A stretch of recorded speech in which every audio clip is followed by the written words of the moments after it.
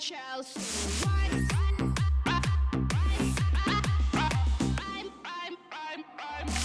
World's first 32-megapixel pop-up selfie camera.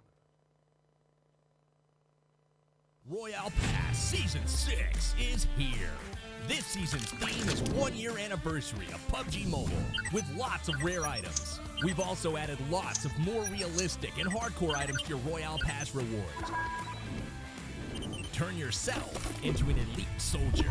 UC spent in Royale Pass will be fully refunded as your Royale Pass ranks up, so you can buy next season's pass. Royale Pass. Ha! Gotcha. Royale Pass. You deserve it. Hi. Hey, buddy. Yo, Mike, are you ready? Wait. Should I go with the UMP9 or UC? Sun's out, guns out. Gear up for summer. You ready? Okay. Well, Ready? Sorry. I'm late. Any plans for fall break? Happy graduation! You made it, bro. So proud of you. Sorry I'm late. What a day. I hear ya. Come on. Hey! Watch out! Take this. That's Hey. a real battleground. Are you ready? Zombie, Darkest Night, the newest mode in the zombie universe, is here. This time, the rules are different. No more parachuting, as players will be placed at random locations on the map when the match begins, and there is no single winner.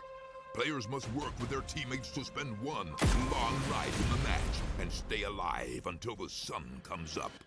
Waves and waves of zombies will spawn during each of the 3 foggy periods at night, and supplies should only be scavenged when the fog fades. The main objective is not to defeat other players, though this doesn't mean they are harmless.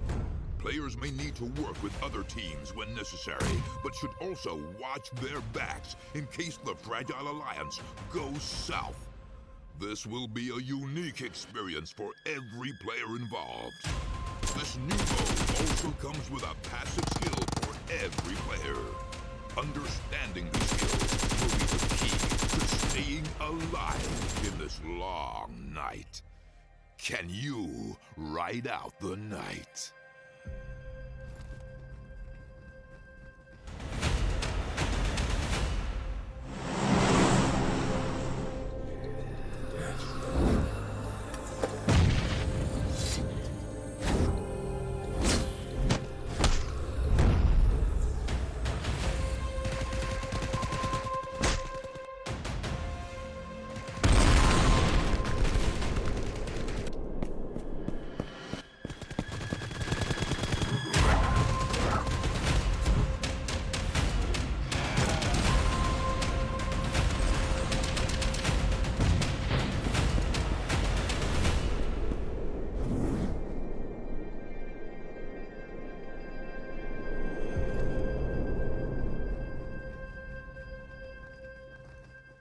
Do you play PUBG Mobile?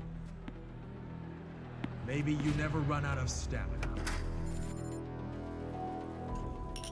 Maybe you're always aware of your surroundings.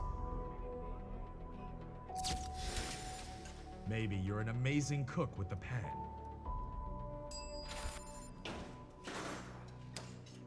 Maybe you're a great driver. But as soon as you hear the sound of an airplane,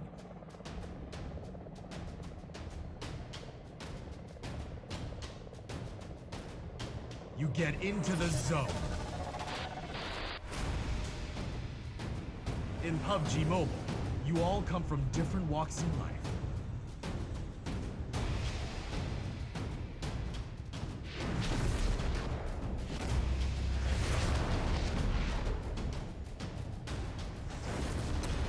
But you face the same dangers on the battleground.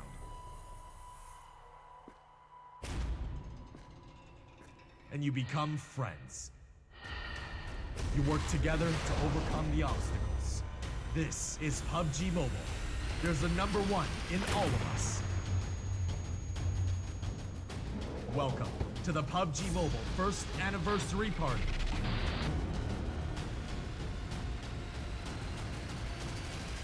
PUBG Mobile. Be the one.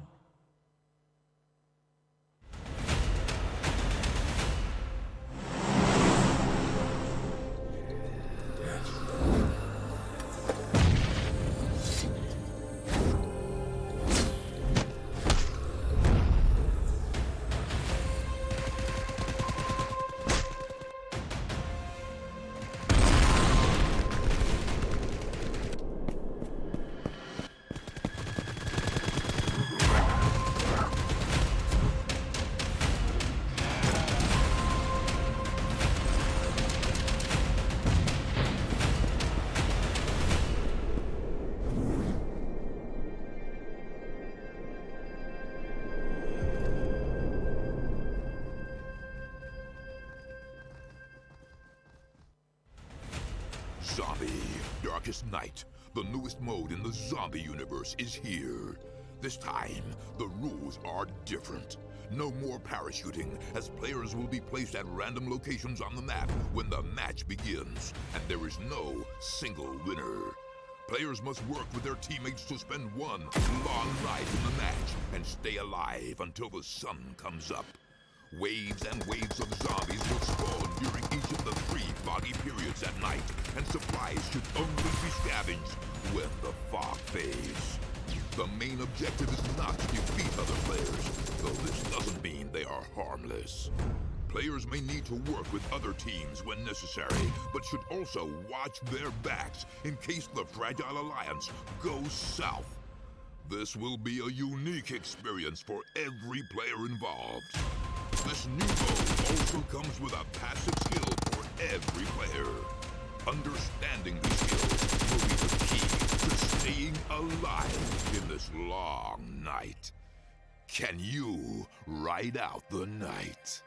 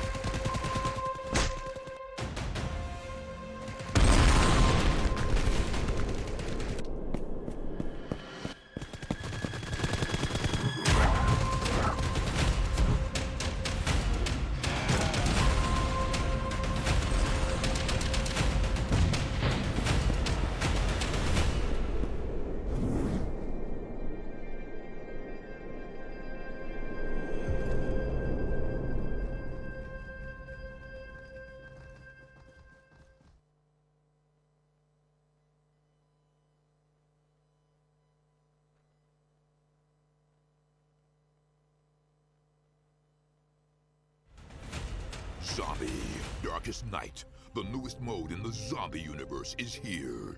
This time, the rules are different. No more parachuting, as players will be placed at random locations on the map when the match begins, and there is no single winner. Players must work with their teammates to spend one long night in the match and stay alive until the sun comes up. Waves and waves of zombies will spawn during each of the 3 foggy periods at night, and supplies should only be scavenged when the fog fades. The main objective is not to defeat other players, though this doesn't mean they are harmless. Players may need to work with other teams when necessary, but should also watch their backs in case the Fragile Alliance goes south. This will be a unique experience for every player involved. This new mode also comes with a passive skill for every player. Understanding these skills will be the key to staying alive in this long night. Can you ride out the night?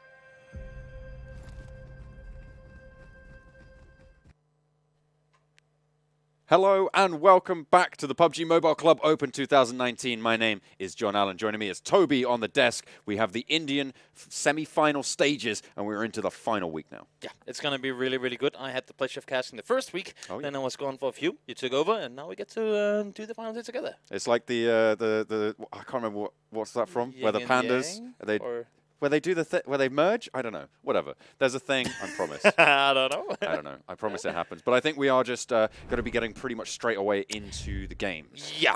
Hopefully. Now, unfortunately, we do have a little bit of a technical problem, so we can't actually see the games in the studio I think at the it's moment. amazing, though. So we're just getting that sorted out. But I have been informed that the players have started already, so we are going to be getting into that. Yes, the game has started already, and And we're just kind of embracing everything going on here. That's amazing. I love it. Okay, we're into game, I believe. I've been told. So you guys can see what's going on. We don't know what's going on. In general, we're looking at a couple of the teams moving in from the previous weeks. Of course, you weren't here, so maybe I'll inform you and the people at home as to what was going on. We're looking obviously at teams like Team Seoul have been a little bit underperforming. They're sat currently 16th on the table, so they do need to have a good day. Well, they won't be playing today, but they will need to have a good weekend to be able to catch up. Teams to be looking out for today: Indian Tigers, a little bit underperforming in Team Insidious. A similar story, although they are still sat at the top of the tables. Yeah, that's why we got to do it. You got to sort of give yourself a little bit of buffer so there's room for those small games where things don't go your way, because it's PUBG, it's Battle Royale. You ain't never going to get every single game going your way, whether it's circles, whether you get third-partied, something happening. Everything can happen when it's Battle Royale. So them getting a bit of a lead, you say, even though they haven't really been completely top shining out everyone, it's a good way for them to go. Yeah, it's going to be interesting to see what they're able to pull out. A team that people were saying were going to perform and we kind of hadn't seen anything from before as well were the Brawlers. And now they've come out and they are sat towards the top of the table. And I guess someone's having a firefight we still can't see. And guys, don't feel weirded that we're not talking over the action that's happening here. The thing is we can't see the action, so you guys get to watch it, and we just get to sort of talk to Maybe you guys. if we pull the stream up. There's a delay on it. So that's better than nothing. Let's talk about stuff that happened 10 minutes ago. That's not going to be... that's probably not the best idea. But yeah, the Brawlers, they have been outperforming themselves. They're currently in the semifinals, sat at third fragging team on 41 kills in the entire tournament. So they have been stepping up their game. And that's impressive to see, because I got to cast them week 1, and they were not getting the things together. I think they were the most spoken about team. Them, HYDRA, and SKUL were the 3 top mentioned teams. But the thing is that both HYDRA and SKUL got...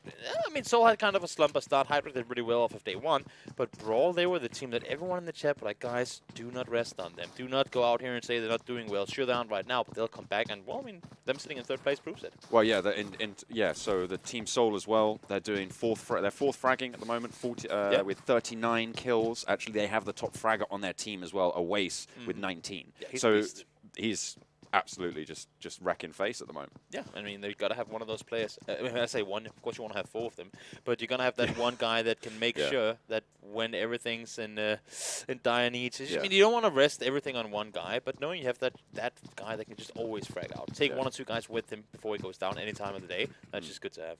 Yeah, of course, you guys can see it probably. The first map, of course, being Vikendi today. We're going to be moving on to Miramar after that, and then after that, we've got our traditional double serving of Erangel. Or Erangel, as I've been told to say. Yeah, I guess I've been trying to talk a lot about pronunciation in the PUBG sort of aspect of things, and I've only been getting backlashed on it. So I'm just going to say, you know what, you do you, and then you can call it Erangel if you want to. I don't know if that's the way to go. You can do whatever you want. Yeah, this is the thing. I feel like people put too much emphasis on it, right? Like I say Erangel, or I normally say Erangel. That's what I've said when I started out, and then I've been told, no, it's a wrangle. It's a wrangle. Yeah. Yeah, I say Erangel too. I say Erangel too. Okay, I think we're going to stick with that. Yeah, but let's do that. I guarantee I'll slip up at some point. I guarantee you. And I'll be just fine too. But even we have 4 games to play, and I like that we go double on Erangel, because even though PUBG Mobile is vastly newer than the PUBG PC game that I'm accustomed to casting, it's still kind of that. For me, at least, the map that has been in the mix for the longest. But I mean, now let's talk about Vikendi, though. Now that that's the map that the viewers are watching. We don't get the pleasure of doing so. But the most recently added map on the game, and I assume that you've been have had somewhat of a chance to run around the snowy fields. How do you like it?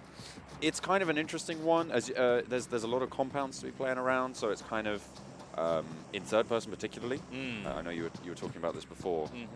It's a lot easier on that front, especially on the mobile front, but maybe it's probably a little bit different on the PC side of things when you go into first person. But with third person, that cover really gives an advantage. That's the thing, right? And that, I mean, I like to talk about how, I mean, this is more of a thing in first person, but it's definitely also a thing when you're playing TPP. The fact that what is your advantage at one point can become your disadvantage to the next circle. So if you're sitting really well in it, you got this circle with 100 meters on all sides, nobody can breach you whatsoever. That's all good fun, as long as you're in the circle. Once you get shifted away from, those 100 meters that were your buffer, they're the buffer for the other guys to kill you before you get to them, right? You lay the noose around yourselves. Yeah, it's like you make a, what do you call it, around a castle, like a moat. Yeah, like you fortifications. Yeah, I mean, like when you make, what is it called? The a thing? moat. What? With water? Yeah, yeah. A moat. A moat. So you make the moat around, but all of a sudden you have to leave the castle. It's like, God damn it. Well, they've actually got the castle on Vikendi. Well, that's what I'm saying, they've got right? the moat. That's what I'm saying. But that's more of a river, I guess. It's an island. It's I a don't big know. moat. It's a global moat. It's a hefty moat. It's got a lot of. I've never heard to that it. word before. Hefty. Moat. Do you know what it's called moat. in Denmark? No. Volkau. Sorry? Volkau. Bless you. Yeah. Okay. Exactly. That's a moat in Danish. For those of you guys in India who want to learn some Scandinavian languages. Yeah, there we go. That's your little info bite for today. Yeah, that is no more. I've already forgotten what it was. I'm sorry. But a moat? I will. Yeah. Yeah. Yeah. We're so sorry, guys. We cannot see what's happening on your screens. So so we just get the pleasure of talking PUBG, but let's keep it somewhat relevant. No moats. Group A versus Group B today. Yeah. So that's the two groups that are going to be playing. Of course, through the weekend, all these teams are going to be playing 8 maps, and they're going to be playing on various different maps as well. Obviously, we don't have Sandhogging today. We're going to have that tomorrow, and that's going to be played, I believe, by groups A and C. So they should be able to hop on over to the little bit of a warmer climate than Vikendi is, certainly. But a lot of the teams that are playing today, teams that I'm going to be looking out for, 8-bit, very consistent team. Now, they've been doing, they're sat, I think, in 4th place at the moment on the leaderboards.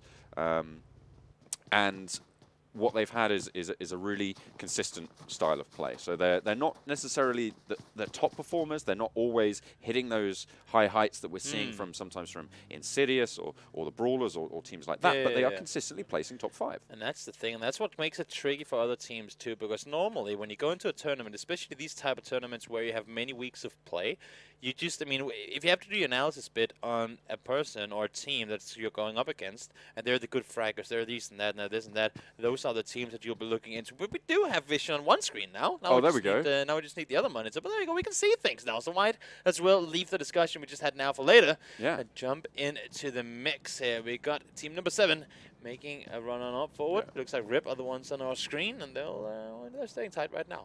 Yeah, and it would be good to get an overview of the map, I think, mainly for our benefit at this stage. Yeah. Just to sort of update ourselves on what's going on. Of course, you can see 63 players alive, 16 teams. No one's really taken too much of a hit so far, so it should be just fine for everyone to keep moving. Of course, we're only in phase 2 at this stage, so no one's really going to get pushed too hard. And now the only thing, because we can see our screens right here, right? Rip, they're sitting pretty well in it, but the only thing that I've been somewhat criticizing some of these guys for is not to get the amount of info they have access to when they have the chance. Because if you sit around in that building for much longer without trying to see what's in the next building, what's around the corner, that might just be you missing out on crucial information. If you just hug those walls and sit tight in the corner and you get shifted away from, you don't know what you're up against. Of course, you got a lot of contestation going on in the center. I think GODL might have actually just got eliminated there.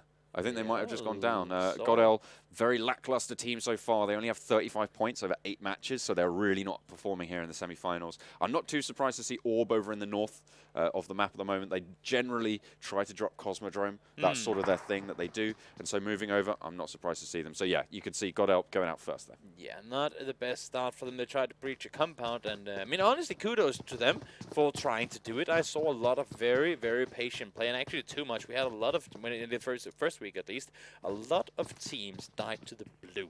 And that's, I mean, one thing is if you get shot and you get pressured out into the blue and die because of it, sure, that's one thing. But in this case, it was more of them just sort of hiding in corners and nothing happened to it. Indian Tigers taking a little bit of fire from Pain Retribution, and there's a crash going on from HYDRA as well. I don't think they want any part of that. You can see Dryger just rolling on out of there. Thinks better of it.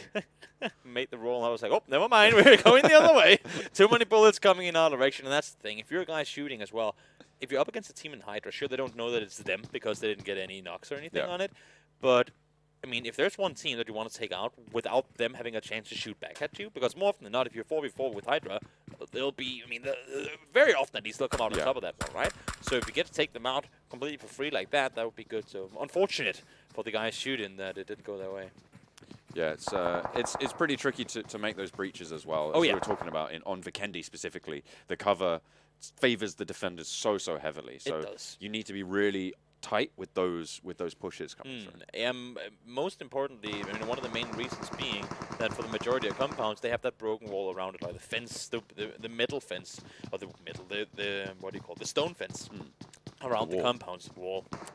That's a word as well. Yeah. Around the compounds. The stone moat. Stone moat. But no, the thing about that is, for example, when you go to Erangel and when you go to Miramar, a lot of the compounds, they have either the breakable walls that you can actually get that vehicle all the way into the building and then just immediately jump through a window or vault in. I mean, run in the door, whatever you want. But here, more often than not, even though you try to breach a building, you're still caught out by the wall, and 1 or 2 nades on the backside of that wall, and that's just going to get you down so early. Both of these teams in a bit of a standoff. There's no real rush on these guys. Not at all. There's no Not reason for them to be leaving those compounds. They just need to make sure they're pinned down, so they can't, so the other team can't push them or rotate away from that. But at this stage, it's just a standoff, not too much more excitement. Should be going on between these two. And even if one of the teams do get a knock, I would be very surprised to see any of them kind of go aggressive on it. I mean, because they're so far away, the rest should be able to come in. Even if they do take vehicles and drive on over, they'll still be 4 up again by the time they get over there. And the thing is with HYDRA, in such close proximity, you can see them just on the top right of the minimap there. Whoever makes that push as well is going to be at such a risk of getting third parties. Exactly. So there's zero reason to go for it, and there's reasons to not go for it. So see how that one goes. MK14 going to be the drop, gifted to HYDRA potentially. Beast of a weapon, and put it in the hand of guys that are very capable of shooting too. That's going to make them even more dangerous. New circle has pumped.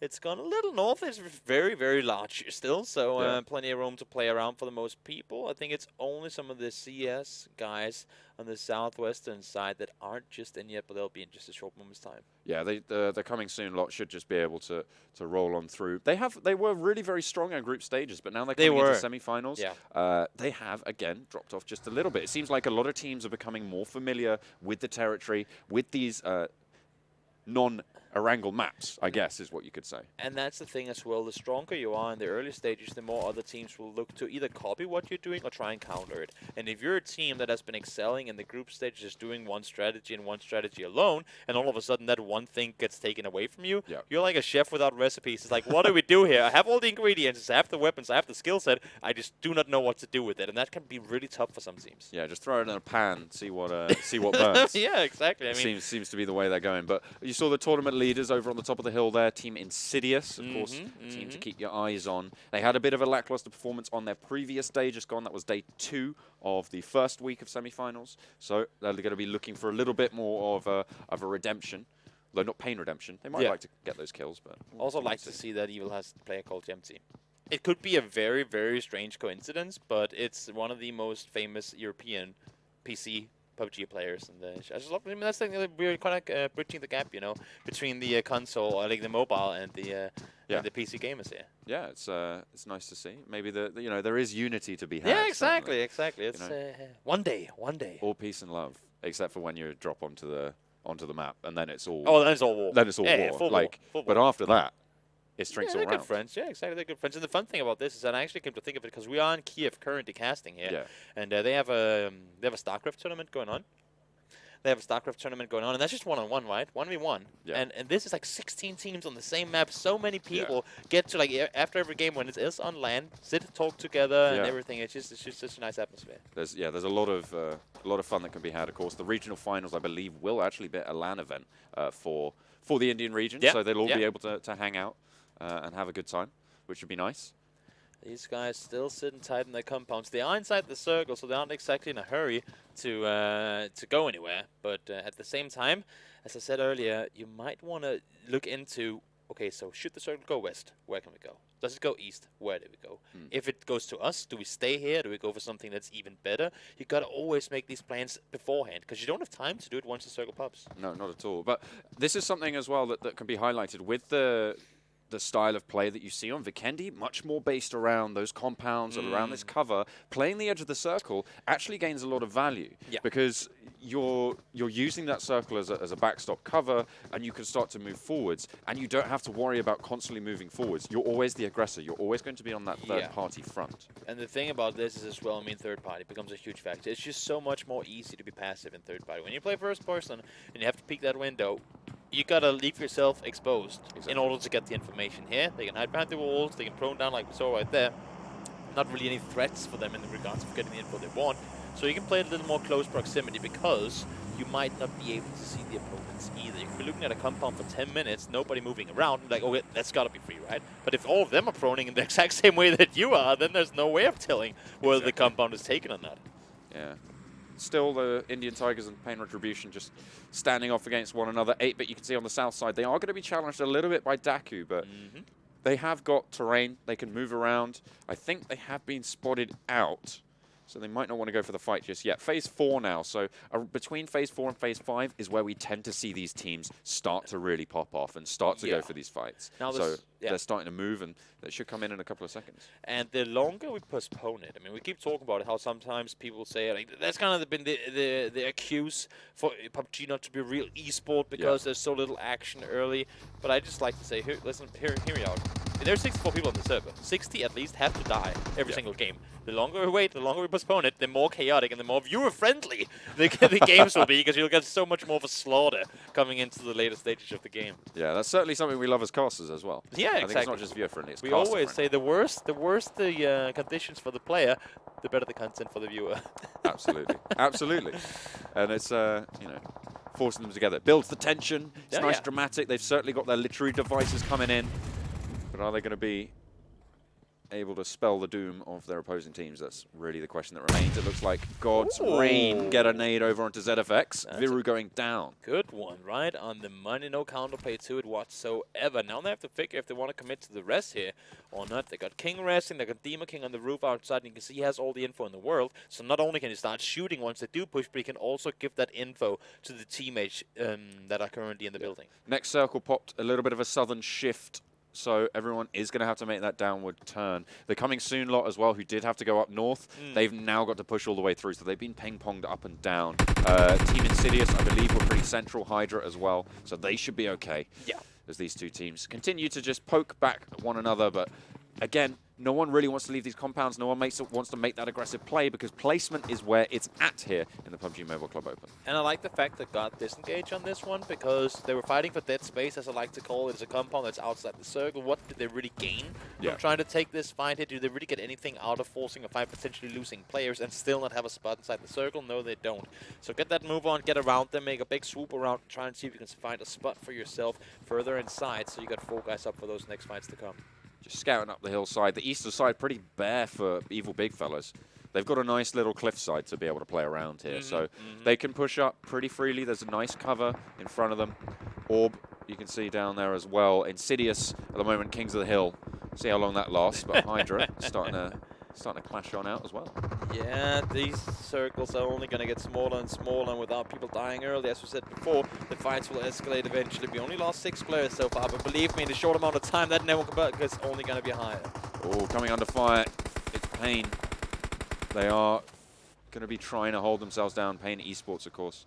Not Pain Retribution. It's the other Pain. But a lot of teams now starting to clash. This is the chaotic 5th round fight, so we'll see what they're going to be able to get done. And that's Insidious just eliminating Rip Official. They're going to go down and out as Insidious hold the top very strong. You can see they've got plenty of supplies on board. He should be absolutely fine, and if the rest of them are going to go, this is the IGL for Team Insidious. Smokey there. Complete annihilation as they got them down. 4 guys out and still 4 guys on their feet. Most important, they didn't take any casualties in all of that. Lancer swooping a nade around the corner of the building. There gets a knock on it as well. Piano guy. Nothing he could do there at all. Interesting. Not able to land the shots there, but Demon King goes down. Oh no, it was able to go through. SKUL just eliminating, I believe, that ZFX down and out on the southern side, and now it's free for DAKU to move on in, but 8-bit on their top left. And if you guys are wondering a bit about some observing things, it is only because we are sitting in Europe broadcasting Indian games for you, so there is going to be a little bit of a ping thing that the players, of course, do not suffer from whatsoever. Yeah, you can see 8-bit just getting pinged out as well by DAKU. The other way around. 8-bit taking those shots and seeing what they can do. The main issue with this area right now, and we see it on DAKU's screen too, all these players that were fighting for the south just before, now that the circle went back up north, they all have to cross this river. Sure, it is iced up, so you can run across it, but that's not going to make things any easier. It's a big, big open terrain, and you do not want to get out there. No, you're going to get frozen up on the push. But they don't have to make it just yet. They've still got a minute, but every second counts here.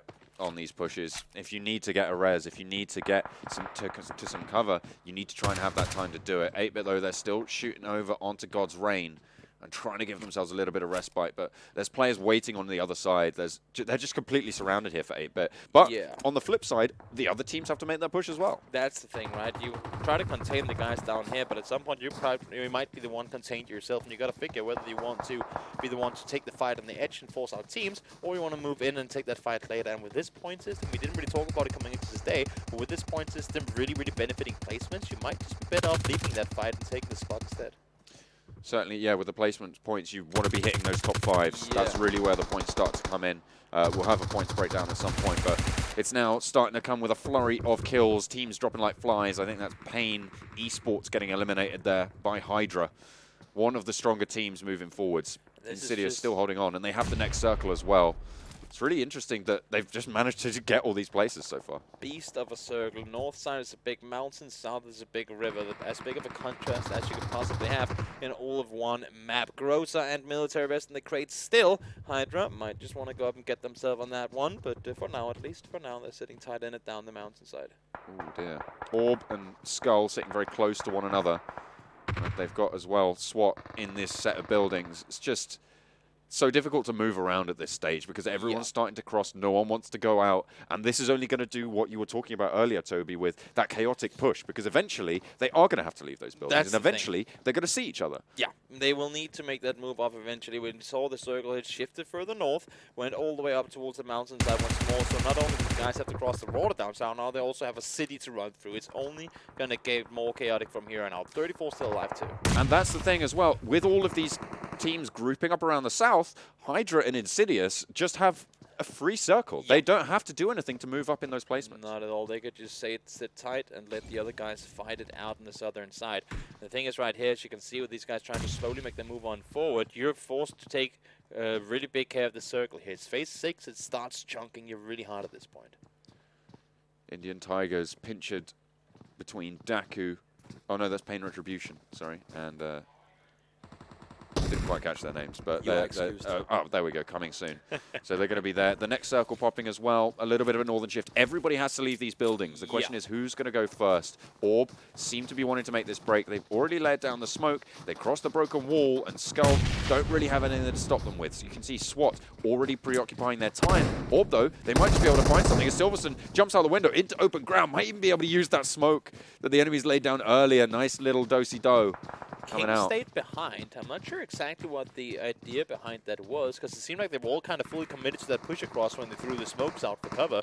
But as you can see, he's still sitting in that backside building, just maybe trying to get anything of what's coming out of the SKUL and SWAT fight on the south side. Insidious actually clashing with HYDRA for position in the circle at the moment, as these teams in the south do push on in. Of course, in the same building, they have to wait around the stairs, nades being thrown up and down, but 30 seconds left, and this circle's going to push them, and it will not tickle lightly. Yeah, wow, they're just not getting anything as far as the big old circle. RNG going their way, it's going further up the mountain, and now we have more fights escalated.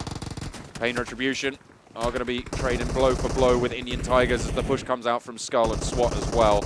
Looks like SKUL able to come out on top so far. They're going to get it done. Indian Tigers under pressure as well across the way, as this is the time where everyone needs to make the move. You can see Indian Tigers able to survive, able to win it out, and they hold in their compound.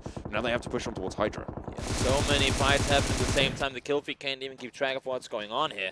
Everyone's just fighting left, right, and all over the place. We still have teams on the southern side, and this is the bottleneck that we've been talking about before. You have so much room to work with early game, but once all these teams start making their way into that next circle, the bottleneck is only gonna get thinner. I'm expecting that number 7 to drop down to a number 4 pretty quickly at this stage. Like that, yeah. So we'll see who's going to be able to get out. Orb under a lot of pressure. They're fighting away with SKUL, looking for more, but that just about clinches it out.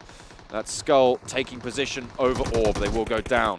And now coming soon are going to crash into SKUL, seeing what they can get done. They have SWAT on their backs as well. Will get eliminated there. So SKUL are going to go out and just everybody's falling down. Sorry, no, SKUL is still in it. And that's what I was going to say. I mean, SKUL has been fighting pretty much 6 or 7 teams on the south side at this point, and they're still alive. Not sure how Jonathan managed to make his way out of that city. They should have quite a few kills with them in all of this, and now we got more fights once again escalating. We told you it was going to get chaotic eventually, and it just happened right there. We're down to 13 players in the matter of just a couple of seconds. Indian Tigers get wiped on out. Now it's just HYDRA, Insidious.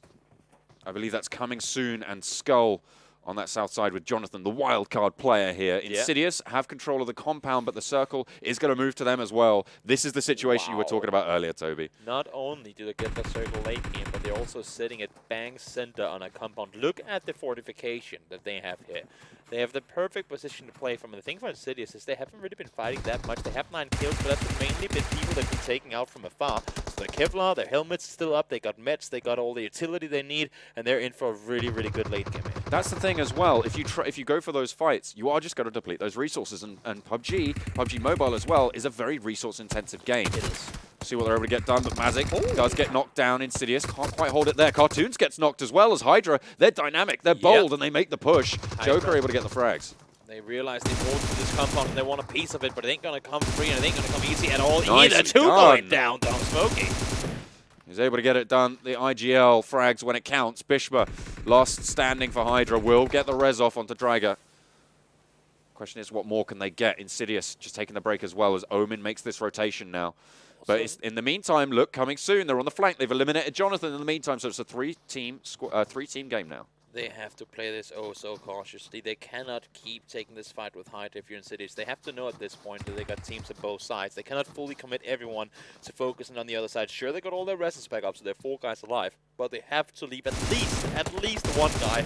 No matter the pressure coming from HYDRA, they have to leave at least one guy looking the other way. Yeah, and I think that's going to be Mazik. He's sat in the building healing, so he's just going to be the lookout at this stage. The rotations can come through. They'll know something's up now. The smokes are getting popped.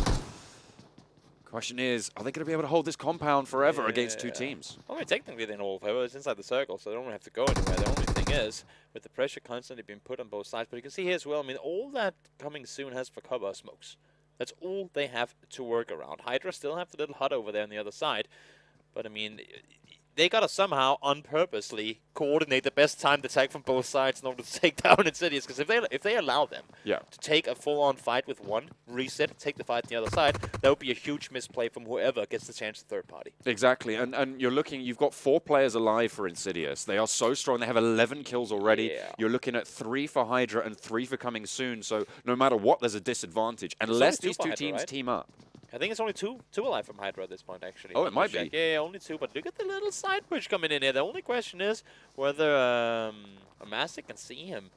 Well, they see they're droning around. Oh, they know. Oh, this is a very small angle. Oh, he gets spotted out. One down. Yeah, that's going to be DY9 actually starting to make the push, but Existence is going to get confirmed. Now 2 players for coming soon. They make the push up to the wall, and Omen is down. Yep. 1 player went down. That's the second not coming in for him too, so that's going to be him bleeding out fast. You can see that they want to finish him off, but ain't going to come easy. Where's HYDRA on this? They have a chance to interfere with the chaos that's currently at hand, but they're not taking the chance here. HYDRA, they lose a player to the play zone there. That's just not excusable at this point, honestly. You're sitting so well in it, the difference in these placement points is so big, and you're taking way too much damage off of this. They're starting to go for the heal off. Of course, the zone is closing. Who's going to be able to stand tall? I think that's Insidious, able to clinch it out. They had the compound the whole time, and they have a whole boatload of kills as well. HYDRA not able to heal out the zone, and they will place 3rd, but still a decent showing. I mean, I can respect the fact that they don't want to go aggressive on it. You know the value of the placement points, but when the circle is actually damaging you, you gotta start moving.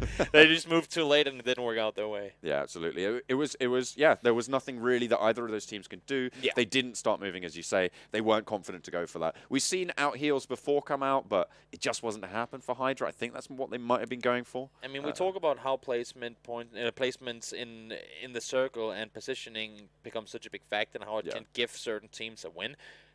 It's a thing in first person, but it's much more of a thing in third. Doesn't mean to say that it's easy. It makes it easier, but if you're 4 guys and you have such a big building to take care of, you have people on both sides, you really got to be able to micro-command your troops around properly in order to know where the pressure is coming from. Exactly. Well, that's a Vikendi finish for you. A compound-based final circle. Exactly. I don't think that's the only option.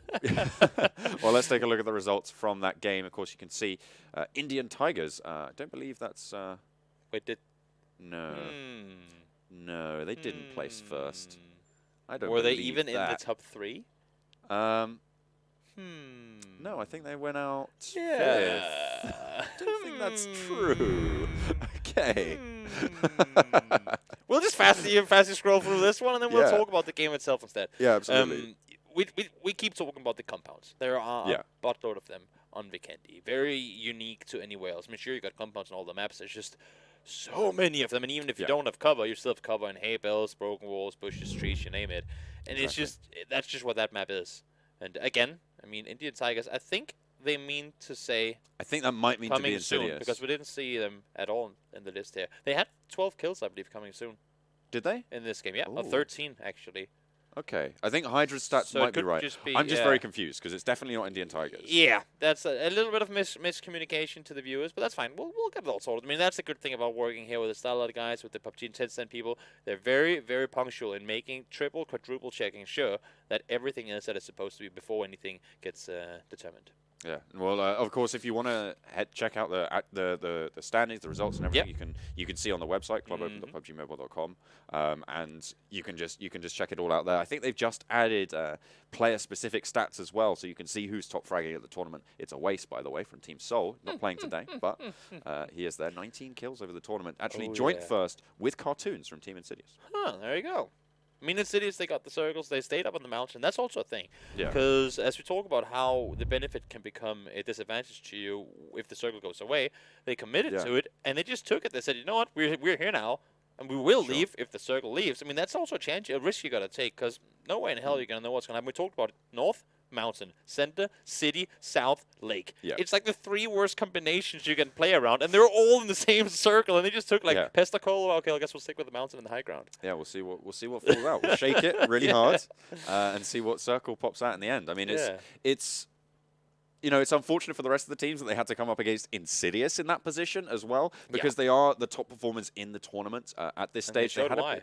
Yeah, they exactly did. I mean, they knew exactly what they were doing. They had that lookout on the backside that you were talking about as well. They know how to hold those compounds, and that's actually something that we see in general from the Indian region, is that they favor compound-based play, even on Erangel, even on Sandhawk and things like that. So they really like to play this way, which is nice to see. So they did it again. They did it again. They played the Indian region bonanza on Vikendi, the stomping ground as it should be for They had the buffer already, and that buffer is only going to get better. So look to see them do well. And also, I mean, they're a kind of team that can take one good game and throw it straight into the next one, do equally well across all the maps. Yeah, well, speaking of the next game, we're going to be heading to a quick break, and when we come back, we'll be on to map number 2. We're going to have Miramar. Don't go anywhere. We'll be back with more PUBG Mobile Club Open 2019.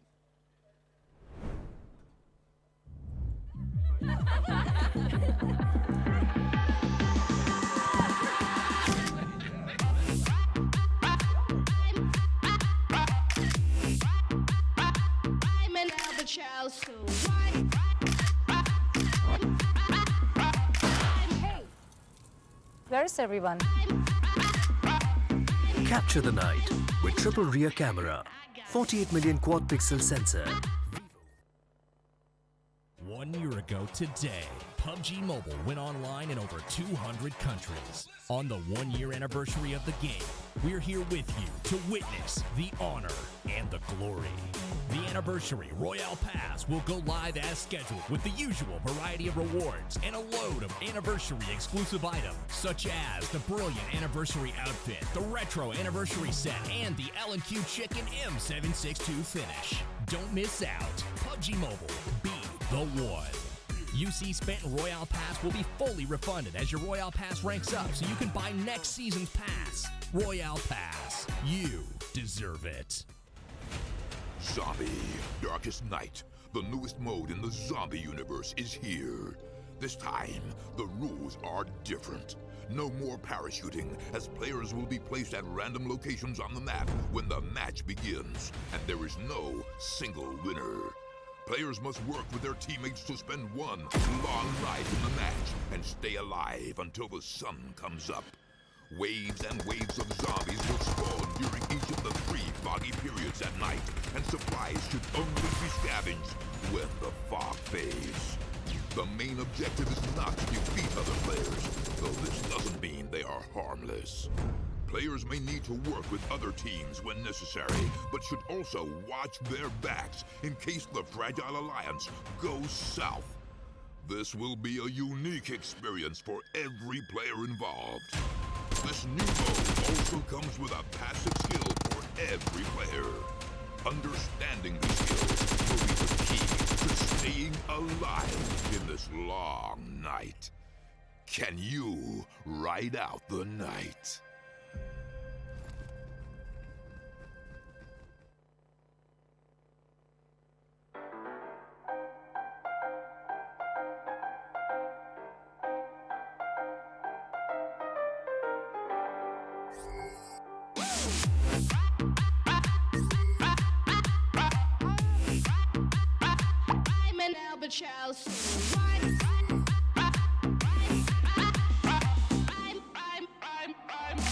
World's first 32-megapixel pop-up selfie camera, Vivo V15, V15 Pro.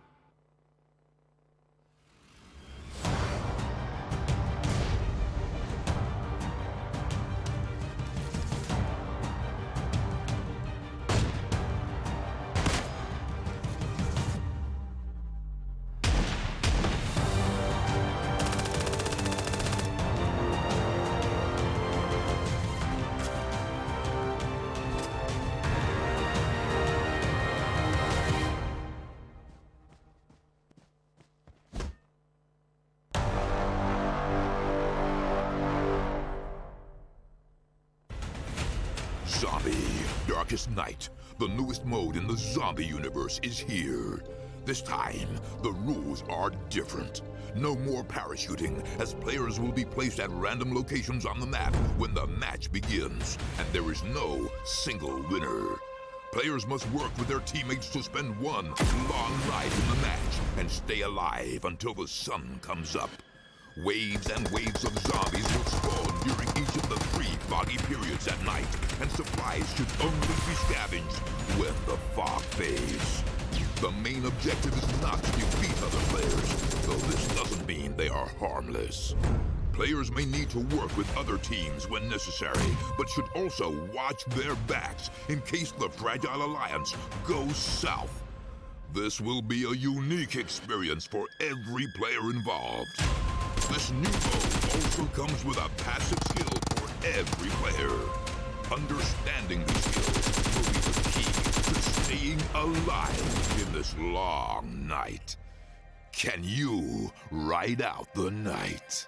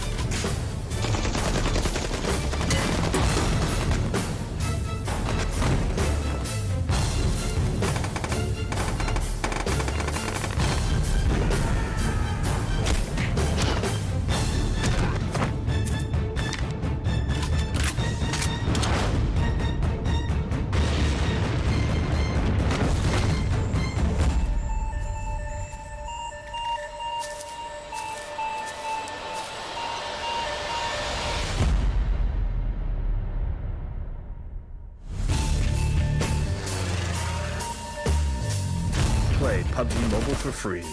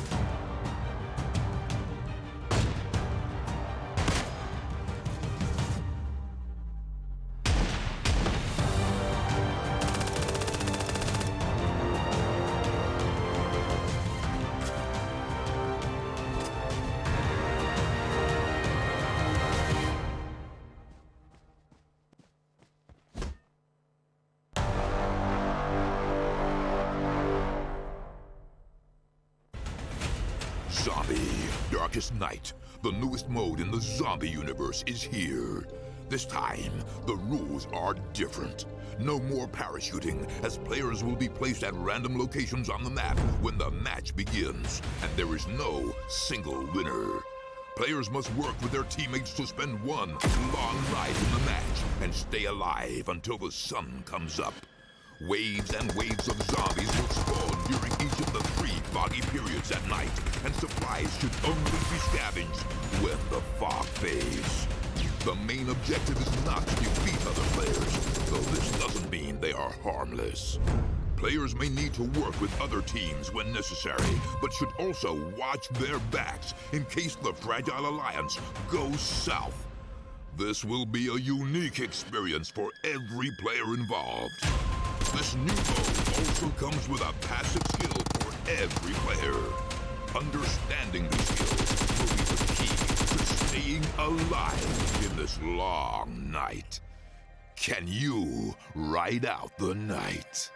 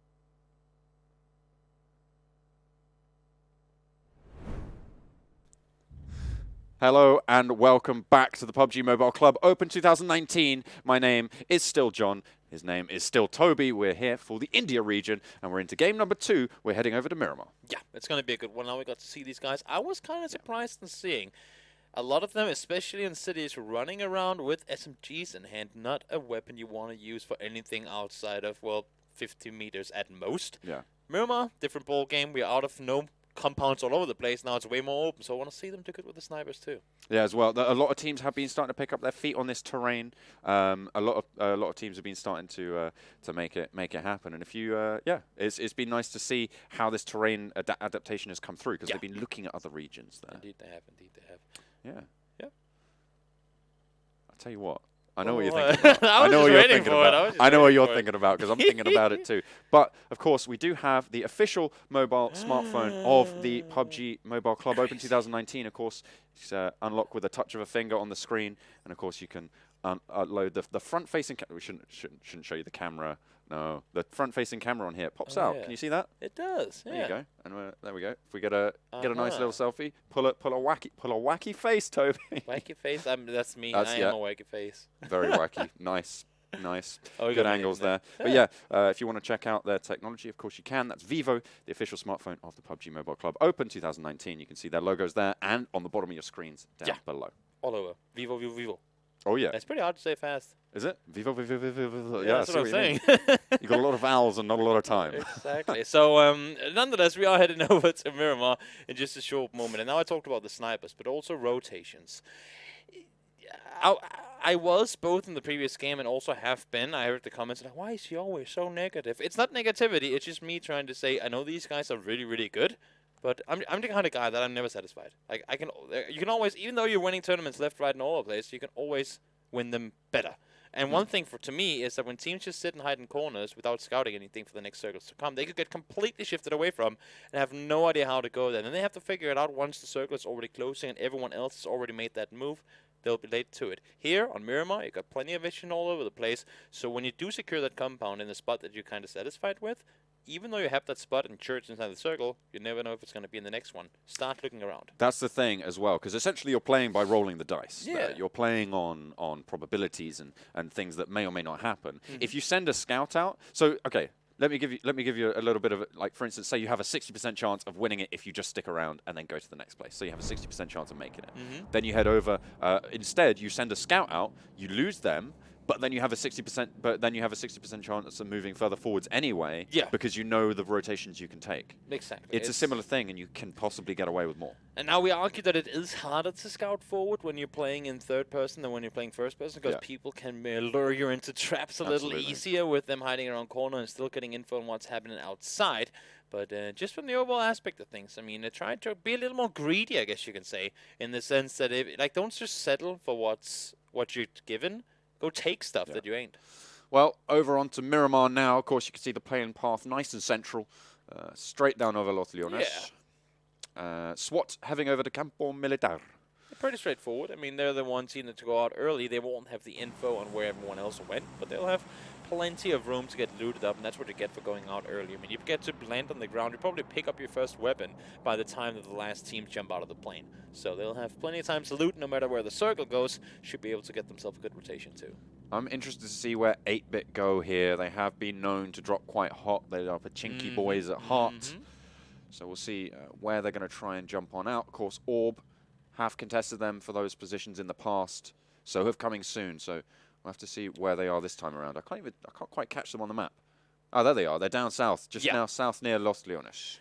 Yeah, pretty big city, and I mean, I think my record in Los Leones is seeing 5 teams loot there, without anyone fighting each other, and still all getting to rotate out alive. Well, that's the thing. It might even make sense here that happens, because we're in a tournament where placement points are super important. Important. They're very important. Oh, yeah, absolutely. But the circle pops. It's a little bit northeast, but everybody's going to be fine. Just a little bit north of Los Leones, though. So that movement is going to cause a lot of teams to clash. So we might see some early conflict. We could see it. And also the fact that the big majority of this circle is one big field. It's not exactly going to make things a whole lot easier. I mean, it's gonna be some long rotations coming up for the majority of these guys. And well, I mean, that's what we're talking about just before. You gotta value. You got to figure out what are we satisfied with? If we get the spot, are we going to just stop here, or are we going to continue to go further? What are we going to do in order to put ourselves in the best position to win, potentially? 8-bit just holding across the side of the road. They've got Insidious to clash with as well. So two very strong teams here. And this is also kind of the issue with this area of the map. That's the reason that especially when you're leaving whatever city or place you've been looted, that you rarely ever want to go into a new one after. Because A, it's very hard to scout when you have buildings all around. You can only see so far.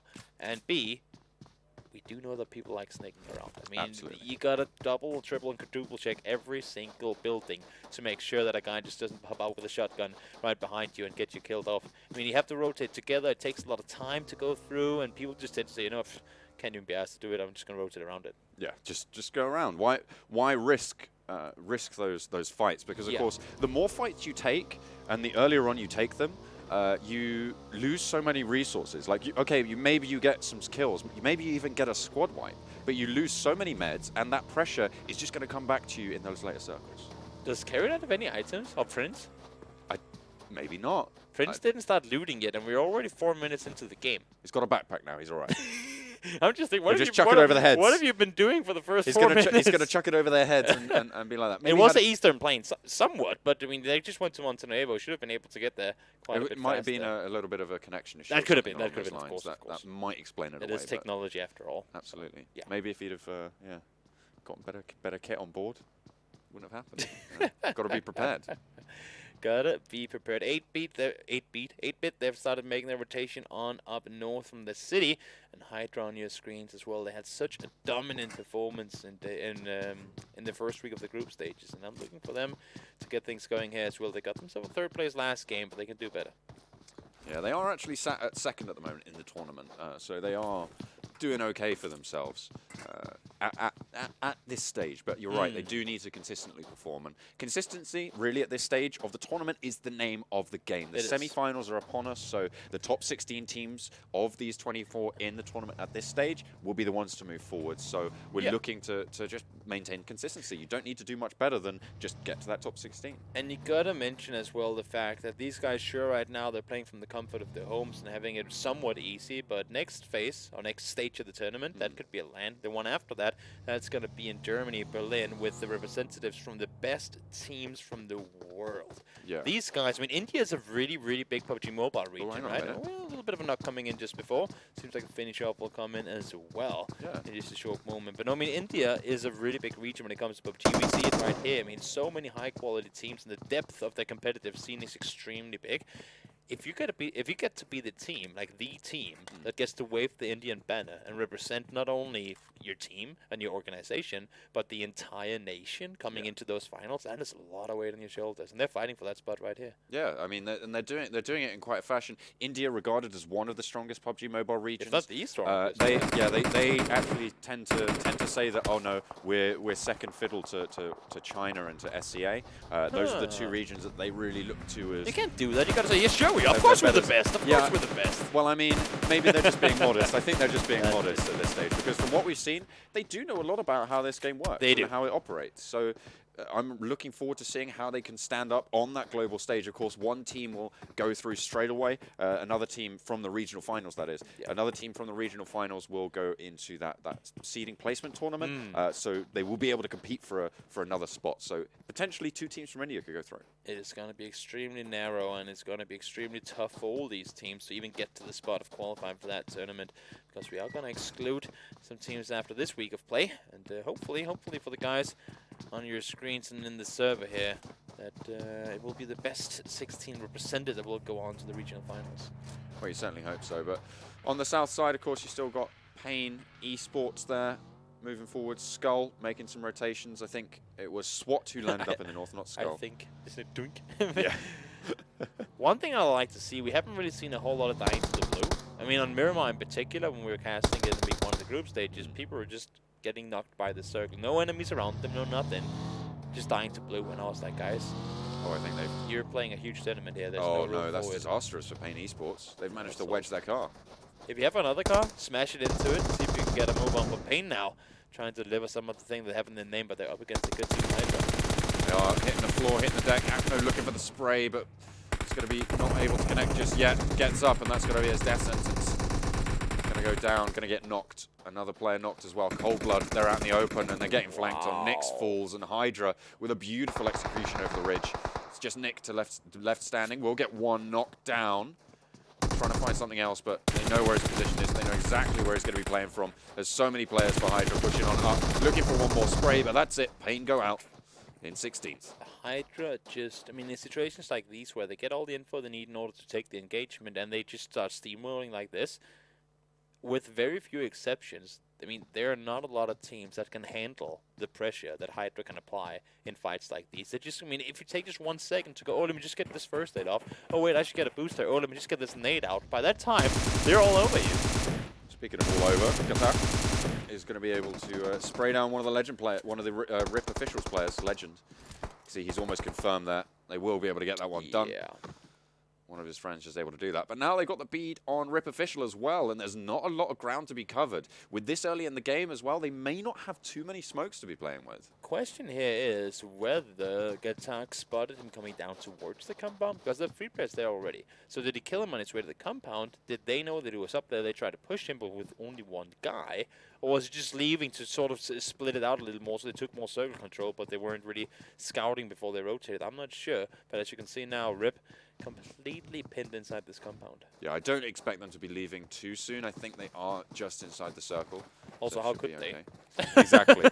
Yeah, well, not wanting to be to want to leave too soon. You can see the circle at the moment. SWAT moving down from the north. I don't think they actually did go to. No, they just rode to Ramada. They didn't. Okay. I mean, there's no, when you see the circle and they have to take vehicles, start going over, then you're already in the city without being contested. There's no reason in spending more time rotating. I mean, the loot is the same in the buildings, right? No. Yeah. No reason to go elsewhere. Yeah. Everyone super chill at the moment. They're just waiting for it. These circles, not super dramatic. Everyone has a lot of ground. Of course, Miramar being so big, you're looking at a later circle where they're starting to clash, so they should just be fine. Apart from these coincidental meetings between teams, you're really not seeing too much action early. And, I mean, now we see if these guys are not tunnel visioning, but focusing on what's happening down here. And I like to see that. They have a sort of a task at hand, but other guys are just kind of sitting tight in compounds. And that's why I'm saying, as I said, coming into the game here, you have a chance. I mean, you don't have to drive 10 kilometers away and start doing crazy things, but you have a chance. You just look over and say, is that next building available? Should we send one guy over there now so that if the circle shifts after that? Or maybe with him being over there, he can look even further to the one after that. It's kind of that leapfrogging effect that you have to be able to pull off in order to rotate on a map, especially like this where, I mean, to be honest, compounds are scarce and good positions in late circles are very hard to come by. It's normally all based on terrain. That's what we were talking about before. So if you can find a good little nook and a couple of crannies for the rest of your teammates, then you're going to be set up pretty nicely. Also, if you're a team that knows that you like to fight around a certain type of terrain, for example, HYDRA, if they like those boulder-ish places like we see right here, or if you're more of a compound team, if you like the flat fields where you can get those open shots on opponents, whatever your team likes to work around, try to put yourself in a position where, should that next circle shift to a certain area, you get to play from the terrain you prioritize. Because we see more and more times where teams like to be in one area, and they just never set themselves up for those type of fights. Just chilling though, still. A couple of knocks coming through, but the ranges that these knocks can come out at, it means that just it's very unlikely that these confirms can come out. We saw 1 or 2 confirms so far. Of course, 1 squad going out, but it looks like SKUL are actually in a position to try and take down the lone HYDRA Ranger, Joker, one of the most dynamic and aggressive players that we see. So seeing him on his own, not too out of character, but he is going to get punished this time around. Aggression can really pay off, but you can also get punished for sticking your nose out too far. And happened right here. I mean, it's just so unfortunate. I mean, he died trying to scout the compound, and if you're gonna die at any point, anyway, that's the one way to do it. Because sure, you lost your life and they lost the player on the team, but they got the info that this compound is taken now. And then, I mean, sure, had you want to stay alive and not have that info, probably, but the fact that he got info off of it, very crucial. Orm getting dropped in now. No one's super close to it. We'll have to make a break for it, but very valuable here on Miramar. Yeah. I mean, one thing is that it's a great weapon that they're usually more powerful, this one being one of the most powerful weapons in the entire game, and then added to Miramar with so much distance to cover, and if you have a proper sniper and a good scope to add on it, that is going to be you potentially getting a ton of kills with it. Yeah, a lot of teams really quite proficient. They have those snipers on board, they have them in their roster. Yeah. It's a little bit trickier to do on mobile than it is on PC, but they're still starting to hit these flicks. I've seen some absolutely nutty shots being pulled off so far. And that's the thing, I mean, PUBG Mobile has only been been out for so long, right? I mean, sure, it's not like a new Counter-Strike where it's been out for 15 years. And same thing with PUBG and PC that I've been casting a lot as well. The fact that we just see, I mean, one thing is that the good teams stay good, but the mediocre teams get better, the good teams get even better, and the overall level just keeps rising with the duration or with the time that the game is out. And of course, I mean, with PUBG Mobile players being in the mix here too, they always look to improve, and overall, they just keep getting better.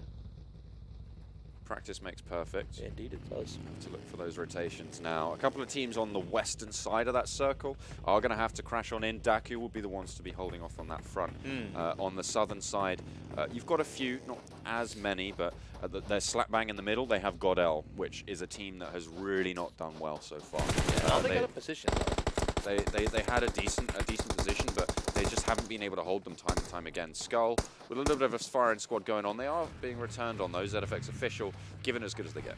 And that's the thing, right? Because we keep talking about how the guys in the center, they can just sit tight and not have to do anything. Teams do push up towards your compounds every now and again, and you got to figure out if you're in one of those priority spots. Because if you are, I mean, if you want to put yourself in a position where you say, let's go take the center position, then you also got to be in a position where you say, but we have to be ready to fight for it. And if your strong suit isn't the 4v4 engagements, then maybe you shouldn't be sitting in the center. Then maybe you should take your way to other sides. But God, now, speaking of the team, getting shots fired. Yeah.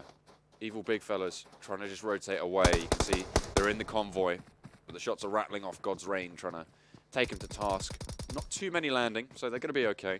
Not too many meds depleted as well, and that's really the crucial thing. The more tag damage you get onto the enemy team, the less they're going to have available later on in those circles, and that is really where it's starting to matter for these squads. And that's what I'm so surprised by. I don't think teams spend as much time looting. I should assume that they were, because you can see the health they have here. 3 bandages, 1 first aid. We saw a team with 8 bandages, 0 first aid, and 5 bandages, 0 first aids. Is it because there just aren't that many meds available? Or is it just because they don't prioritize having that take up space in your back as opposed to ammo, utility, these sort of things? Because these guys are playing on minimal hits. I would say that what we have here, nice shots coming from Tempest there, but 2 first aids, 10 bandages, that would be the minimum for a player. Like, that's what you got to rest with. Yeah. And then everything above that is just good to have extra. Yeah, exactly. Well, I mean, this is where the teams will start to accrue more because they're taking on those fights and taking some shots now. Obviously, still about 2 phases away before the fury sets in, the blood descends, and the red mist clouds the vision of the players, and we get our chaos circle. So Tempest get the knock there, but don't want to over-aggress to get the finish off right off the bat. Rip, trying to see if they can do some more damage. Claiming the kill. Just scaring the evil big fellas away and saying, no, this guy's mine. I earned it. But he missed the first Car 98 shot on the down player, so... Yeah, that's the thing, right? You hit the guy how much does he really deserve it? Full speed on a bike. He's doing a backflip and you headshot him off of it 300 meters away. Yeah. But then when he's dead prone on the field, you can't hit him and then someone steals your kill. They shift lazily to the left, I'll tell you that. So difficult to hit. But let's take a look at the circle, of course. Just closing in a little bit. A lot of players up north are going to have to move now. Yeah, so and where can they move? Yeah, and the thing is, Insidious as well have control around the crash plane there. Yeah, you have the La Bandita area down south, the big old crater in the middle of things. That's going to grant cover for people inside, but sitting on the outside, you're going to be so exposed to all the angles. And then for the teams that are sitting up north, you've got a huge mountain line kind of holding you off from your rotation down towards Minas Generales. It's going to be extremely tough area to play around. And honestly, 55 guys alive now. By the time the next circle is shrunk in, I think we're going to be down to like 25. Evil big fellas trying to hold off this northern flank, but they do have to make that rotation themselves. Now we're into circle 4. It's not going to be the worst. You can out-heal it at the moment, but moving further in, it's going to be a real struggle. So holding them off now, I feel like they're wasting a little bit of time, and they have to move through HYDRA as well. It's going to be a difficult rotation for all of these teams to make it down. It's going to be a tough break for them. If they have to go up first and then they have to go down on the other side, and on the rundown on the other side, they're going to be completely and utterly exposed to everybody already sitting tight inside the circle.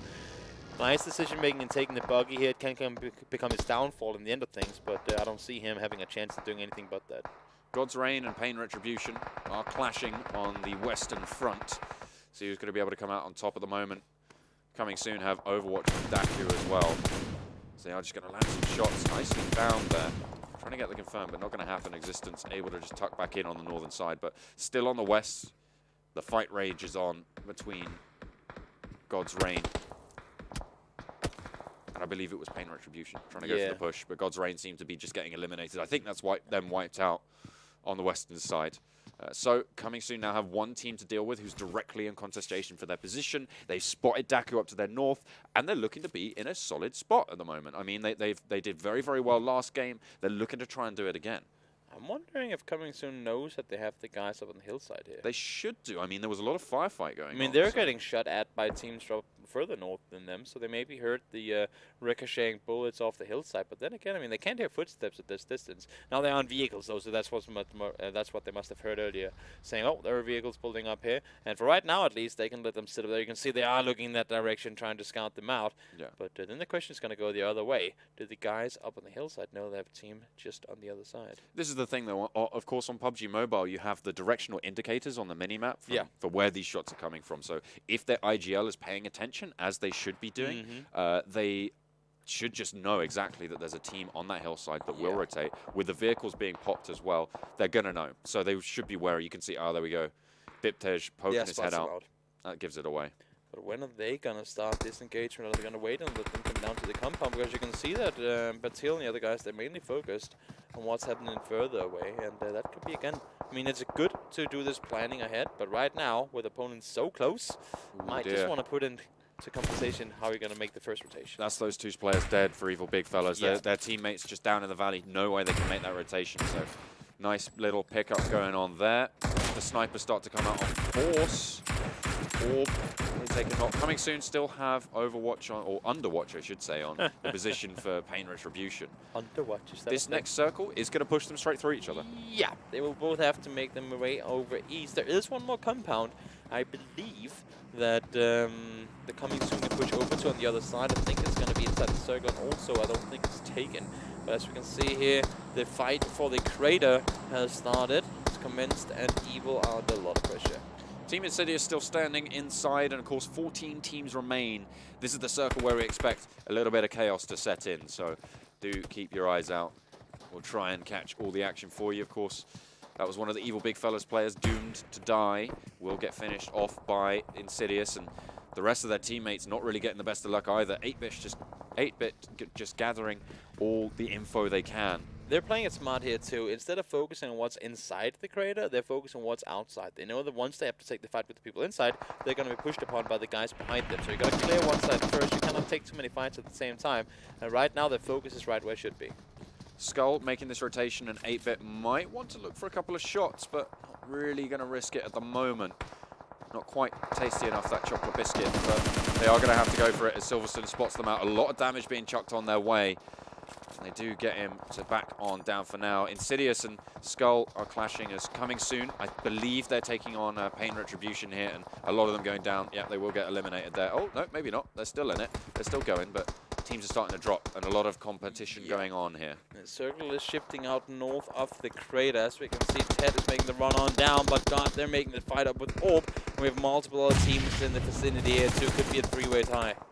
SKUL getting pelted on as well. Everyone's starting to crunch now, especially on this eastern front. Very, very dangerous for everyone just trying to make this approach. 8-bit have a little bit of a more secure position, but everyone's still going for it. You've still got players left and right to deal with. That's ZFX just getting so many knocks, and now it's just Jonathan left alive for SKUL. And the thing is, you just cannot take too much time with these fights, because there's so many teams coming in from all different directions. So as soon as you get that knock on, you've got to be instant pretty much on the rest. Get those meds up and start looking around immediately for players, because they could already be on your heels. We'll get the res, so he does have a teammate for now. GODL still going strong at the moment. Looking to try and place highly. They need a lot of points, but they'll need a really, really cracking game to get back into the running here. Coming soon, still standing strong on the western front. Insidious still there on the south. HYDRA, I believe, are still there. I'll have to double check once we see the minimap next, but all of these teams getting crunched, and I believe we lost 5 in this push. Yeah, it's going to be a tricky one for these guys. You can see, God, they're sitting well in the compound. There's 11 teams, but there's only 29 players left. Yeah. That's a lot of teams taking casualties, and that's why you want to not take fights early, because if you can be 4 guys up at this point, you're pretty much given an advantage no matter how the positioning is because of your team advantage. Well, speaking of positional advantages and being given things, Insidious have just got the circle. Yet again, they managed to find themselves in there. I think HYDRA may have been eliminated, That's a new item, the circle magnet. Yeah. I found it, nobody else did. Yeah, I know. Well, you know, if you drop, you find it. One spawns every game, and apparently it's Insidious' time to shine. That is GODL, though, giving them some frags over. as Orb take their position as well. It's such a tough type of ability to push up. You just cannot make that run up, especially in third person where you just stand up by the edge of the stairs and hold them down if he's good enough at shooting it out. Really good job by Grimace and Philo to hold them off down there. Molotov, though, does come up. It seems like he'll get to live it through, though. And that's the thing, though, that Molotov stops them pushing down, but it stops their team pushing up Yeah, as well. exactly. It's like it both ways. It's a dissuader. It's a fight finisher, right? It just stops everyone from going on. 8-Bit taking heavy casualties from Insidious as they try and make their push in. That's going to be disastrous for their bid for the top. They are going to take even more, but all of these teams now stacking up on GODL's position. Yeah, the thing is, as you can see with Insidious on the other side, they have to worry about both sides, because as soon as this fight ends, the pressure will be applied from both the west and the eastern side of this sort of ridge line on the middle going through the circle. You're going to see all the nades coming in now as well. Holy cow, that's an explosion and a half. Oh yeah, those HEs just get a frag out for them. 8-Bit get eliminated in 7th place. Nice nade, and look at this ridge line that Insidious have. It's so strong moving to these teams on their west, because there's, I think there's 3 squads stacked here, so they're just going to have complete Overwatch, complete safety from it. Yeah, we saw coming soon. They're like, oh, we can fit more teams into this compound. Let's see. Oh, that's a sneaky little skull, though. Look at that, sneaking in. Mm-hmm. Sneaky peekily making his way up north, just saying, guys, if you just focus on each other and not look at us at all, that would be like super amazing. And but look at this. I mean, we had good night, Drakaris. We had the coming soon team with 10 kills last game, or 13 that was last game, and this time around they have 10 already. Really good performance, but now they're starting to fall apart. Just 2 players on their feet. That's the thing. We had 11 teams, but only 29 alive. That means that minimal kills means maximum drops for that team number. So we're now down to 5. Insidious with a very, very strong position here. Not too many people who can vie for it. Over on the north side is really their major threat, because everybody from this compound fight that we're looking at is going to be severely depleted on meds, on position, on pretty much on players as well. Yeah, and for a team like Insidious to be 4 guys alive in the bottom corner down there, they don't have to fight anyone. You have IT up north side as well, but for them to be able to just stay put, get fully healed up, and be ready for that next fight, it's going to make it so much more hard for these guys trying to make it out alive. Oh, you're kidding me. Insidious, they get the ridgeline in the circle next round as well. They're going to be dead chuffed with that. Indian Tigers, really the only ones who can challenge properly, as we said. Orb, though, they have got the lookout, and at the moment coming soon, seem to have agreed to this amnesty. We can talk about how they get the circles, but it's also how they position themselves. They dare to go center, they dare to take those spots early on, and with them shooting and applying enough pressure to other teams, they get so much room to maneuver around in the circle center, and there's just statistic proof that if you're in the center of the current circle, you have a bigger chance of being inside the next one. Absolutely, because you don't need to make the rotations, which is exactly. where you're exposed. But make sure you keep your eyes on Jonathan throughout this. Of course, he's still snaking it away. He was the last game too. Yeah. In Vikendi, he was the sneaky snake from... He's making it work, and with it, that's going to be a confirm over onto Indian Tigers. And again, that's less players available up on the map. So Mavi now last standing for his team. Orb have 3 stuck up in that top floor. Coming soon have 2. But Insidious, the powerhouse, have all 4 alive. The breach comes out coming soon. Yeah, the question for Insidious is if they're going to get so greedy that once this fight starts escalating, they'll go down here. Oh, Jonathan went down. And actually, Mavi got picked up on the back of it. So now there's only 3 squads, and whoever wins this faces off against Insidious on a really strong ridgeline. Yeah, and as I was saying before, I mean, at this point, Insidious has to be aware of the fact that their entire crater is open, and there is no one else in there. And I think that's what they do with those 2 kills coming in there, saying, well, there's only so many places these guys could be if it ain't in the shack, and all their focus is going to be in this one building. They've just pinned down. You can see coming soon trying to make that push, but Orb gunned them down from the top windows. Insidious, they get another knock onto one of the Orb players. Coming soon, get eliminated. That's Smokey to take that final frag. Cartoons able to get the knock as well.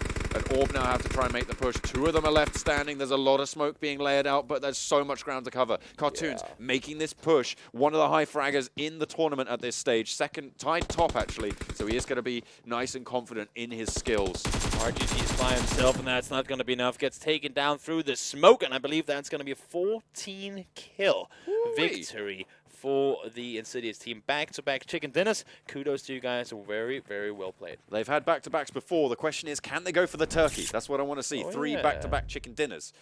That would be what would excite me. But at the moment, they've just had some... not only have they had chicken dinners, they've had decent kill chicken dinners as well. Yeah, I believe it's 14 14 kills both times. Both games, yeah. So That's really, really strong performance. 88 points that will net them. Yeah, not something you see every day. And not only that, but also doing it on two very, very different maps. Just goes to show, I mean, the first circle, they had the compound. Teams didn't really contest them early. Then they started fragging out late game. This time around, they took the aggressive push up in towards the crater. They fought off everyone that were there. Yeah. And they just made the room for themselves so they can do the close quarter fights. They can do the long range fights. How do you stop them? No one seems to have found it out. I mean, they had, as I said, they have really picked themselves up from their bad performance last week, coming in now and out swinging. It's really strong to see.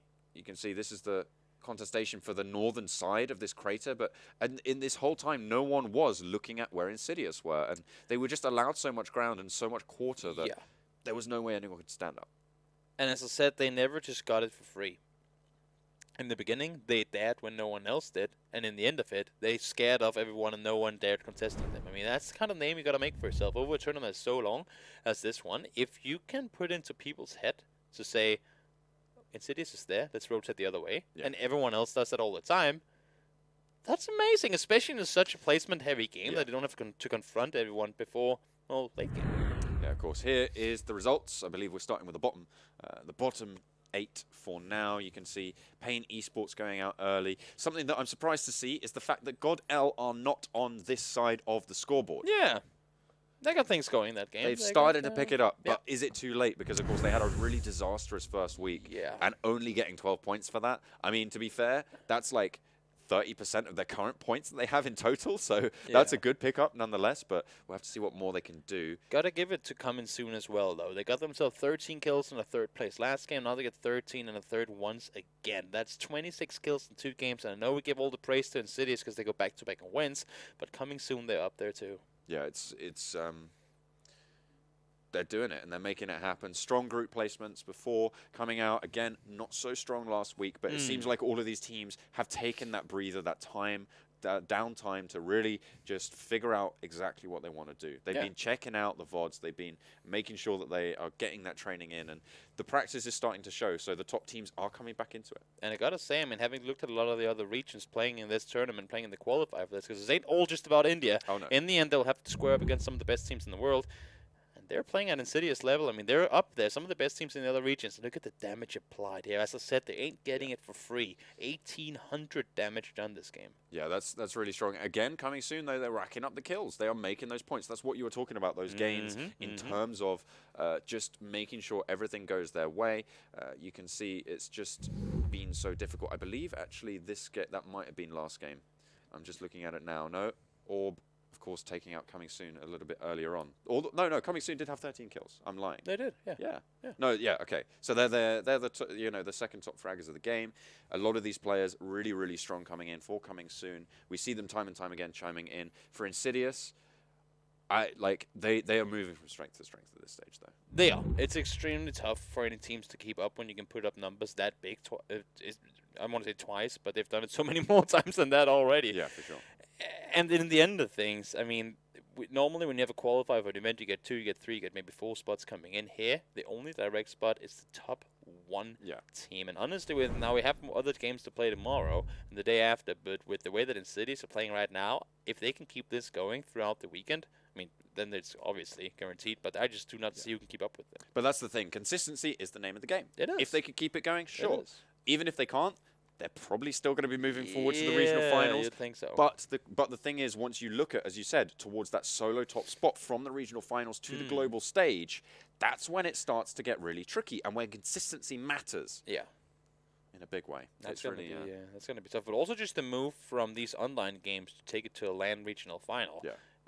Teams that are insane onliners can completely fluke it when it comes to a LAN event. The pressure is there, the audience is there, the lights are there, the camera's in your face all day long, especially if you're one of the teams that are anticipated to do well. They'll have an extra camera on you just in case you pull off something. And for some players, that can be too much to handle. If they don't have the LAN experience, that can completely cluster them out. And it's only that top 1 spot that goes directly through. Well, it's going to be tricky, certainly. But, of course, if you want to be checking out all of this, all of the PUBG Mobile Club action, you should be using the Vivo smartphone, the official smartphone of the PUBG PUBG Mobile Club Open 2019. And of course, if you want to check out the stats, the standings, the schedules, and all of that for the tournament as we go, we can head over to clubopen.pubgmobile.com, where you can check it out for not only the Indian region, but the rest of them as well. And if you want to check out the VODs, make sure you hit up the YouTube channel. That is PUBG Mobile Esports. You can check it out. Hit that subscribe button, ring that notification bell, and make sure you do check it all out. But we are going to head over to a break. We are at the halfway mark today. Don't go anywhere. When we come back, we're going to have that double scoop of Erangel.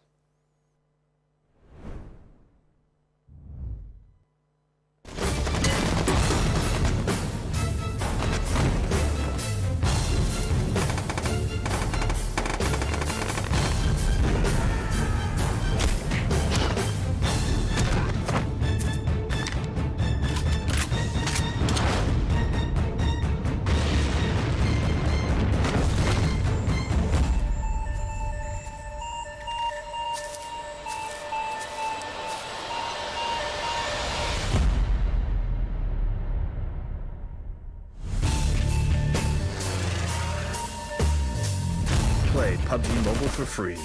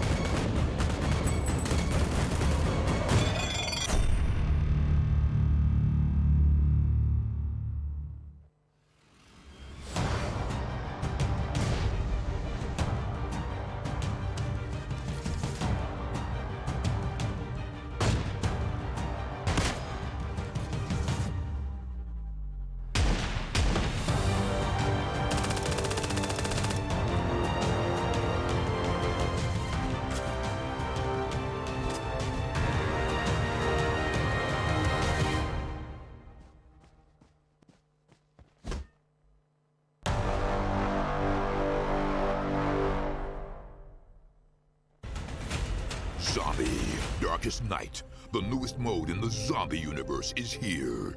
This time, the rules are different. No more parachuting, as players will be placed at random locations on the map when the match begins, and there is no single winner. Players must work with their teammates to spend one long ride in the match and stay alive until the sun comes up. Waves and waves of zombies will spawn during each of the 3 foggy periods at night, and supplies should only be scavenged when the fog fades. The main objective is not to defeat other players, though this doesn't mean they are harmless. Players may need to work with other teams when necessary, but should also watch their backs in case the Fragile Alliance goes south. This will be a unique experience for every player involved. This new mode also comes with a passive skill for every player. Understanding these skills will be the key to staying alive in this long night. Can you ride out the night?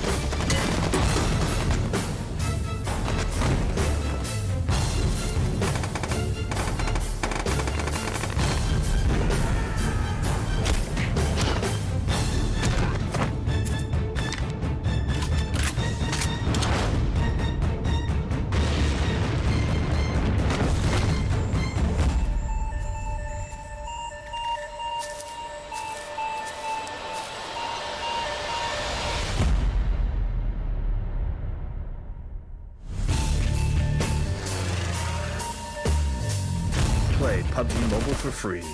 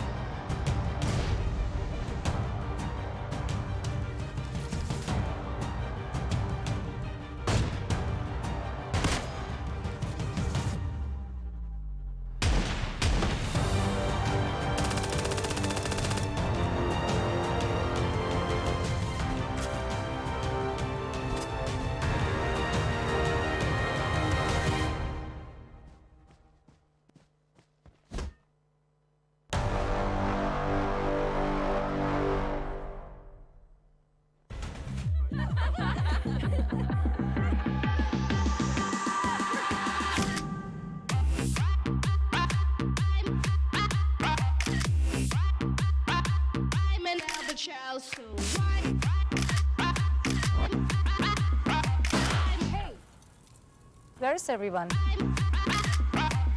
Capture the night with triple rear camera, 48 million quad pixel sensor.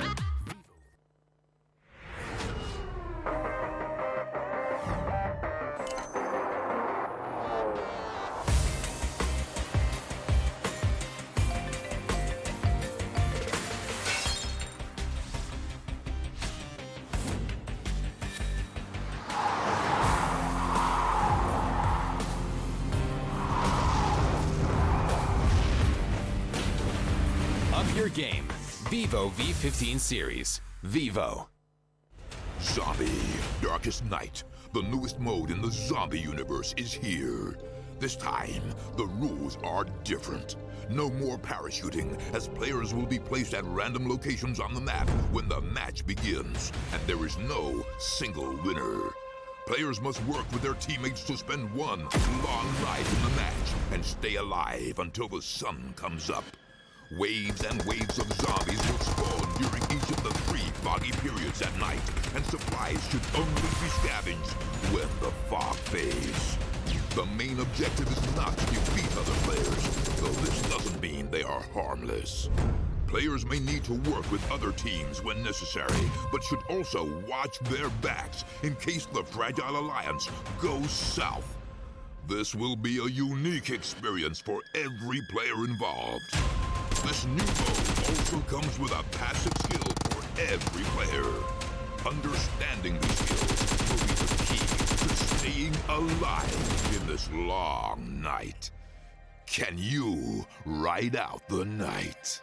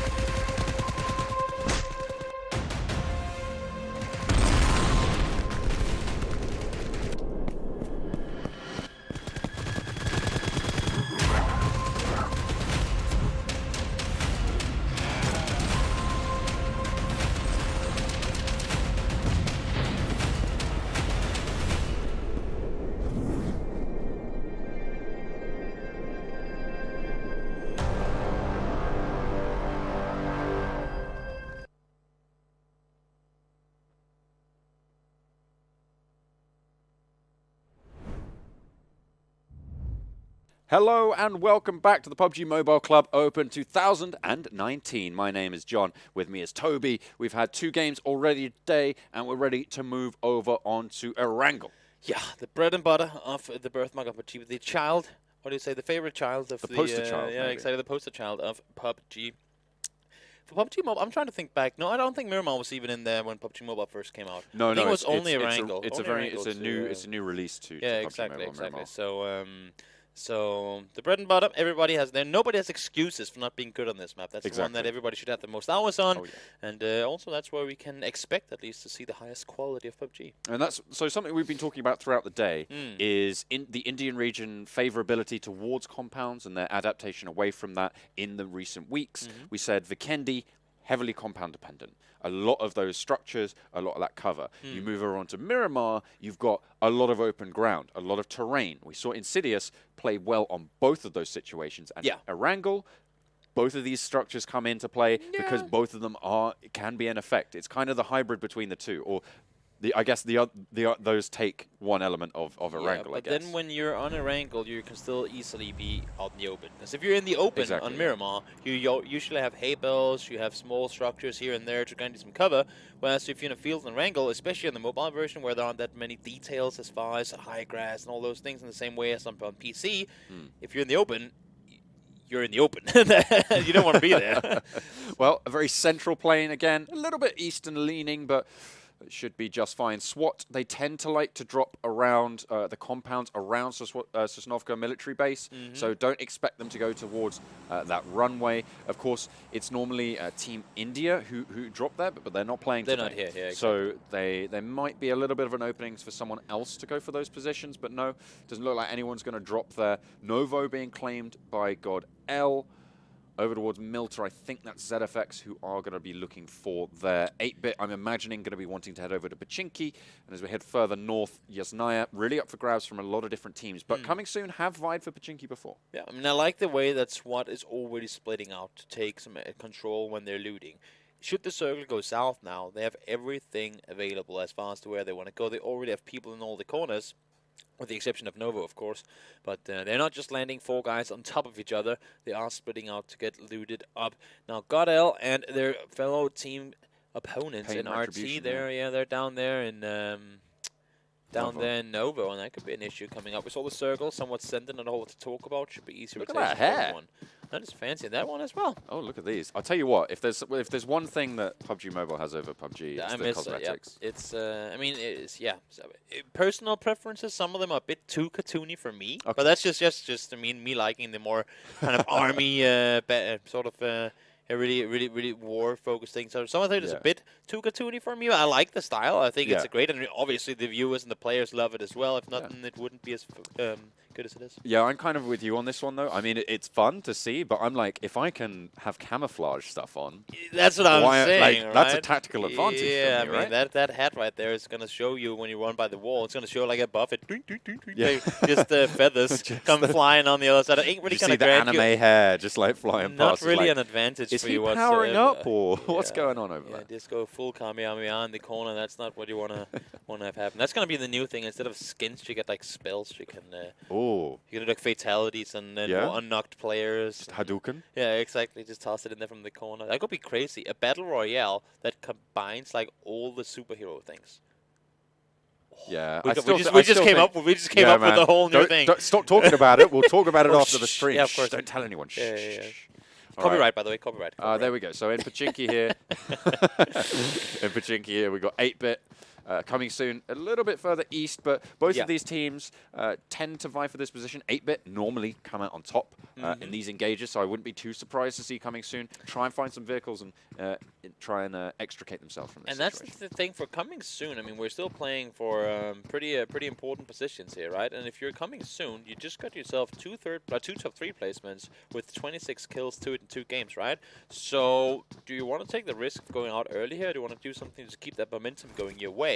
And see if you can potentially get a 3-peat of a top 3 placement. Yeah, well, the 3-peat that I'm really looking at, of course, Team Insidious. Yeah. They have placed first with 14 kills twice in a row now. I didn't actually quite catch where they landed, so I have to make sure I check them out on the next minimap showing, but I have to see what they've got.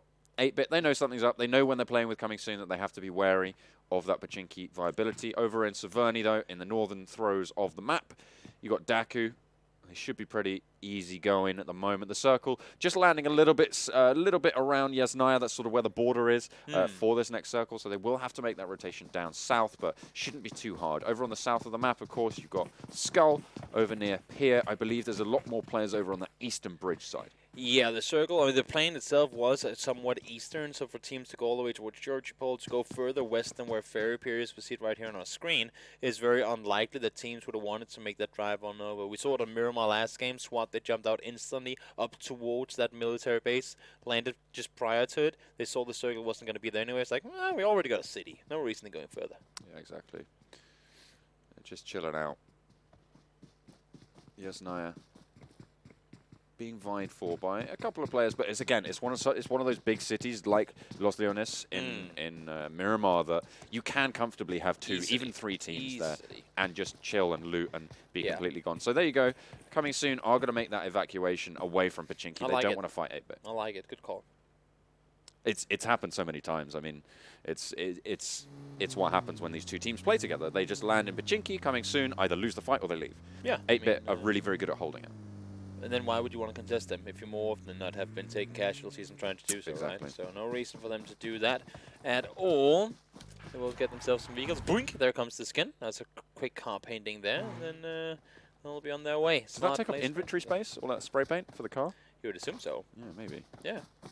There we go. Buff or nerf cosmetics. I would like to hire him to paint my house one day. Oh, thank you. That looks good. On to the next one. Easiest money earned for him in the world. He gives you the contract to sign, and you go, oh yeah, no, and like look down, and then you look up, and as soon as you sign, bang, and then it's just done, and he just walks away. But he has to go into the house first, right? So it's when he opens the door, the house just changes color. Yeah, that's he goes like this. You can't see what I'm doing on stream, but he goes like that, and just goes, and then it's all painted. It's a magic touch. It's not quite a green thumb, but it's a artistic thumb nonetheless. Indeed. And very, it could be good business in that. Yeah, you'd think, wouldn't you? Potentially. Indian Tigers, they are getting themselves looted up. Could do nurseries. Good to go and, good to go and just to show while I got up here as well, trying to figure where to go from on the eastern side of Yasnaya. Do we want to go full aggro mode and try to smash its center, or do we want to play it a bit on the outskirts? Now the thing about this area of the map is that it's very compound based, not in the sense that there are a lot of them, but quite the contrary. There aren't a lot, and what is not compounds is rather open. You can see it right there in the fields already. I mean, if you don't have those compounds to play from, you're in the open. So you want to get what is there, because if you don't, then odds are you might not be seeing that late game. Yes. Obviously, that's really what this whole tournament is about here. We haven't, I don't know if we saw the placement points earlier, but if you're placing first, you get 30 points just for winning it out. I hope, for the sake of the tournament and the quality of play, honestly, I can say that too. I hope that they will change it coming in. Because it's always, I mean, when you have the first really, really big event the size of this, there will be changes made from tournament to tournament, obviously. It's for this, I mean, it's not a game that's set in stone. It's not like football, 90 minutes, goal on each side. They're this size, and this, I mean, this is still in development. I mean, to be fair, though, PUBG and PUBG Mobile games do tend to last a very similar length of time because you're looking always at the 8th and 9th circle, so it's within a minute or 2 minutes. So, but yeah, I know what you mean. It's uncertain. It's There's just not the points, the way it's valued. Exactly. So the distribution, 30 for first, 22 for second. That's 8 points difference. That's a huge jump. And then going down into third, you get 19, 16, 14, 12. So those top 5, really, really important to be getting to. And as you ladder up through the lower ones, it's not that much. Kills only worth 1 point as well means that fights, in the early game especially, have really low value and in some cases negative value. Yeah, I mean, that's the thing, right? More often than not, you won't really get a whole lot from it. Sure, you get 1 point, but when you go to that late game, that's where all the points are acquired, and it makes it so tough and so, you can say painful, but so savagey in the sense of things. Normally when we talk and compare different point systems that we've seen in tournaments throughout, we like to do a scale on amount of kills needed for a win. And when it's 30 to 1, right now in competitive PUBG and PC, we have a unified point system across the entire world, global point system. It's 10 kills to a win. Some argue that's too kill heavy, because all of a sudden kills can be as good as winning games, right? But in this, with 30 the other way, I've always said that the sweet spot was somewhere between 15 and 20. Yeah. And that's legit in between the two scenes we see right here. So hopefully we'll see. Well, I mean, it seems these teams seem to have adapted to the meta pretty decently at the moment. So they're kind of happy with it. They know their strategy. But that's an interesting point as well. If that changes, the meta changes with it. Because suddenly, certain things that weren't viable before, in terms of a point standpoint, become viable now. But at the moment, GodsReign and Pain Esports both clashing. Looking for a little bit of an argy-bargy, a little bit of a tiff, a tussle, as you, if you will, over that little ridge line. Skirmish down in the corner down here. They're trying to shoot multiple targets at the same time. It seems like they don't really have the intel on where they are. TSK came around the corner, expecting him to get maybe one opponent that he knocked down there to finish him off, but there were two waiting for him, and he was taken down and returned extremely fast. Nick up on the hillside has a really good overlook onto GodsReign's positions as well. He can start to just pop those shots off. No one really nearby either to try and challenge him in that solo position, so they have a decent shout moving forwards. Of course, first team to go out would be pretty disastrous for either of these teams, but they are both doing okay. And I'm kind of surprised in the sense that TSK did go out so aggressively by himself. You can see, man, he's sitting up there all by himself, not really contributing a whole lot right now, at least other than the audible cues. He needs the help downstairs, because that's where everyone is, and now his teammates getting knocked all over the place. So another knock coming through from AK. They're looking for more. GodsReign trying to find some pressure. They're going for those trades and actually trying to get it to work as well. Akno goes down, and now it's just Nick. He has to push down from that hillside, and now he's one versus everyone, and he is going to lead his team to doom. Unfortunately, they are going to go out in 16. Good hold for God, considering how rough it looked at one point. They had 2 players knocked, while the other ones were still 3 guys up. But nice turnaround, man, who won it in the end. But scary that he was sitting up there for so long while the other teammates were really, really under a lot of pressure. There's Insidious, of course, the team that we're really looking at to try and get that third in the row chicken dinner. They have had some bad luck over on Erangel, though. They have crashed into mountains full of 6 teams. They've been caught on rotations, and it seems like this time might not be any different here with Pain Retribution staring them down, and they don't have a lot of cover at all to play with. No, and that's why you need that buffer. When you're as far ahead as they are 2 wins, so they only added to it on the overall leaderboards, and I mean, that's going to throw them up so hard that having a bad game, having 2 bad games, maybe even 3 over the span of the last couple of games, 4, which would be all the remaining Erangel games potentially. I mean, the fact that they can go out early in those games and still be in the top, that's just such a saving grace for them. Yeah, they have a variable performance. That's what I'm talking about at the moment. They need to tighten their belts, and I think specifically the Erangel play needs a little bit of work here. That's really kind of their weak point. On Vikendi or Miramar, we saw fantastic, really, really strong, and that's half of the maps, right, where you're playing on non-Erangel, basically, or Erangel. Yeah. Which, there you go. Yeah. Also, I mean, in all fairness, you want to see them have a game where they don't get all the circles. Yeah. It's amazing and it's good when you get them, but I want to see them as well. I mean, they have performed like that, but today I want to see them get them in those games where the circle shifts away from them. They don't get anything given. Yeah. And they fight for it and they take it anyway because they're a team that can, but I want to see them actually do it. And also you got to keep in mind that when we get to the next rounds, the scoreboards will be reset once more. So whatever buffer they have right now coming into the regional finals is going to be all nullified by the end of things. So they have to do it over and over again. That's true. They continuously go back and forth in terms of their consistency. But next circle, just about to pop, is going to zone in down to the southeast. So a lot of teams are inside already. So a little bit of argy-bargy, a little bit of conflict might be avoided by that. 8-bit out on the western throws, so they do have to make their way. Everyone who was near Yasnaya has to make that southern push just a little bit more because it's not just about this circle. You've got to remember that. It's about where's the next circle going to be, so you need to be in a good position for that. And one thing, as we said before, that there weren't a lot of compounds remaining, but whatever compounds were there pretty much just shifted out. I think we have 3 or 4 compounds in the circle here overall, and that's just circle 3. Goes to show how scarily open this area is. And you can see, if you don't have that compound, that is the couple of trees you're going to have available for cover. You do have Potato Hill, as we like to call it, available, the mountainside just east of Pachinki. But other than that, I mean, it's just fields all over the place. Insidious still holding strong, but those players from the north will start to spot them out if they're not careful enough. I think it is only 3 players for Insidious in that position, so I think they might have lost someone on that rotation. Fights breaking out between Indian Tigers over on that northwestern side, Orb making the cross here. They're not really going to be spotted out by GodsReign just yet. They might have that vehicle stolen as well. Yeah, it's been pinched. Yeah, seems like it's getting yoinked by a king there. Just saying there. King's car, not your car. No. But full pull-up coming in here. Vehicle flying on forward. And Rip is going to be in for surprise. Looking for something. They know exactly where he is. He knows someone's in this building now. They go for the spray down. They've already got a knock onto Legend. And they're going to confirm it. Assassin in the grass. Snakes his way to a kill. GODL picking something up. That's Paratosh down in as well. Yeah, not a whole lot more you could do off of that one. Unfortunately, they do get themselves 2 kills off it, I do believe. And 2 good kills to it as well. I mean, it's a compound that they had. It's a position that they could play from where it's pretty well centered in the circle. It's hard to push it. And also, they didn't take any casualties and getting the kills off. I think Coming Soon just went out. Yeah, seems like it. Yeah, that's the Coming Soon squad going down. I think Rip Official might have also been the ones to fall. No, it was just Coming Soon there.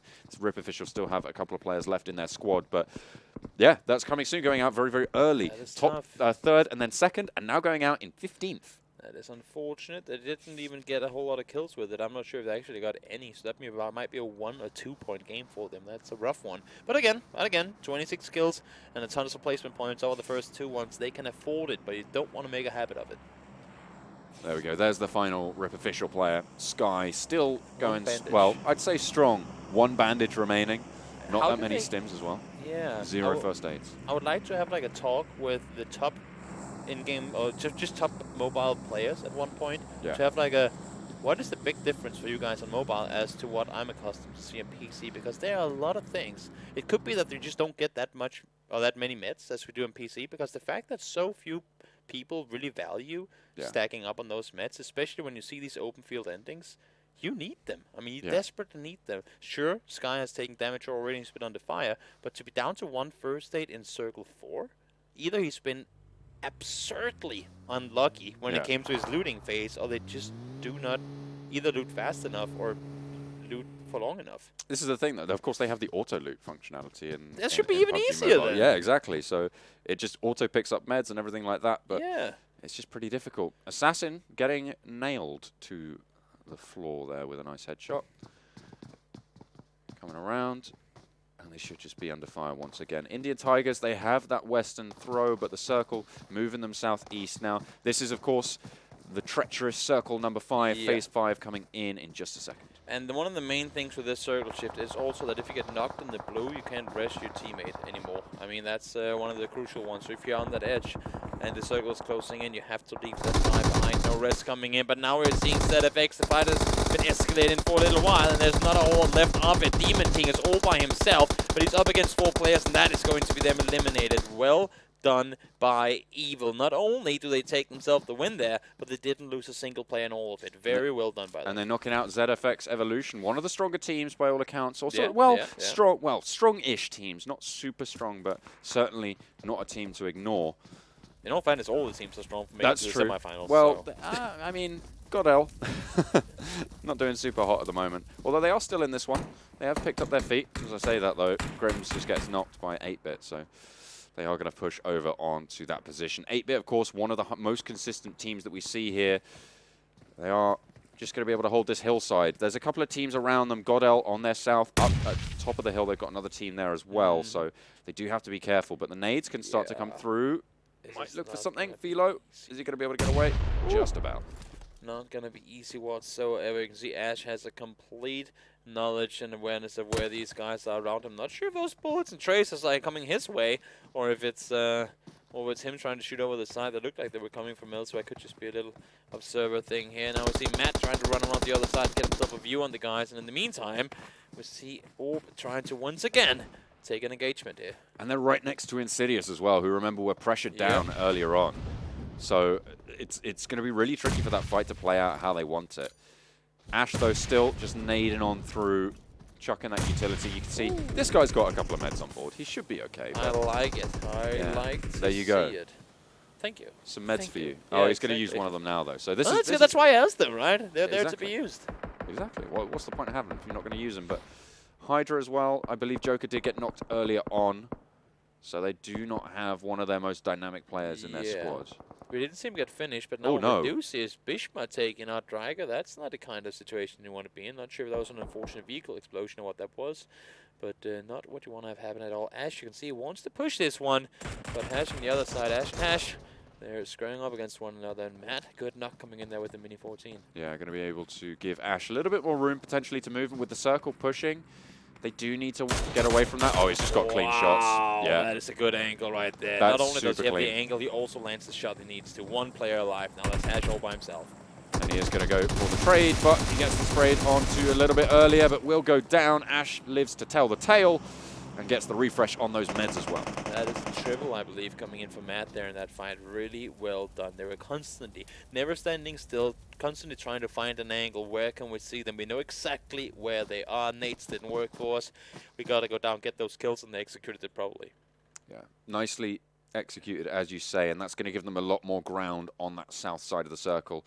Insidious, they're still pinned a little bit by Pain Retribution, and they don't have the circle. So what can they do? What this is the can they situation do? you wanted to see, Yeah. Toby. They have to make that rotation. They've got a lot of teams in their way. Indian Tigers are there. Evil Big Fellas with Pain Retribution as well, looking over their way. It's going to be tricky, but Pain Retribution have to make that rotation as well. You can see they're doing so. They're going to be moving past this M249, but at the moment, Indian Tigers striking out to try and claim it for themselves. How are Insidious going to rotate on this one?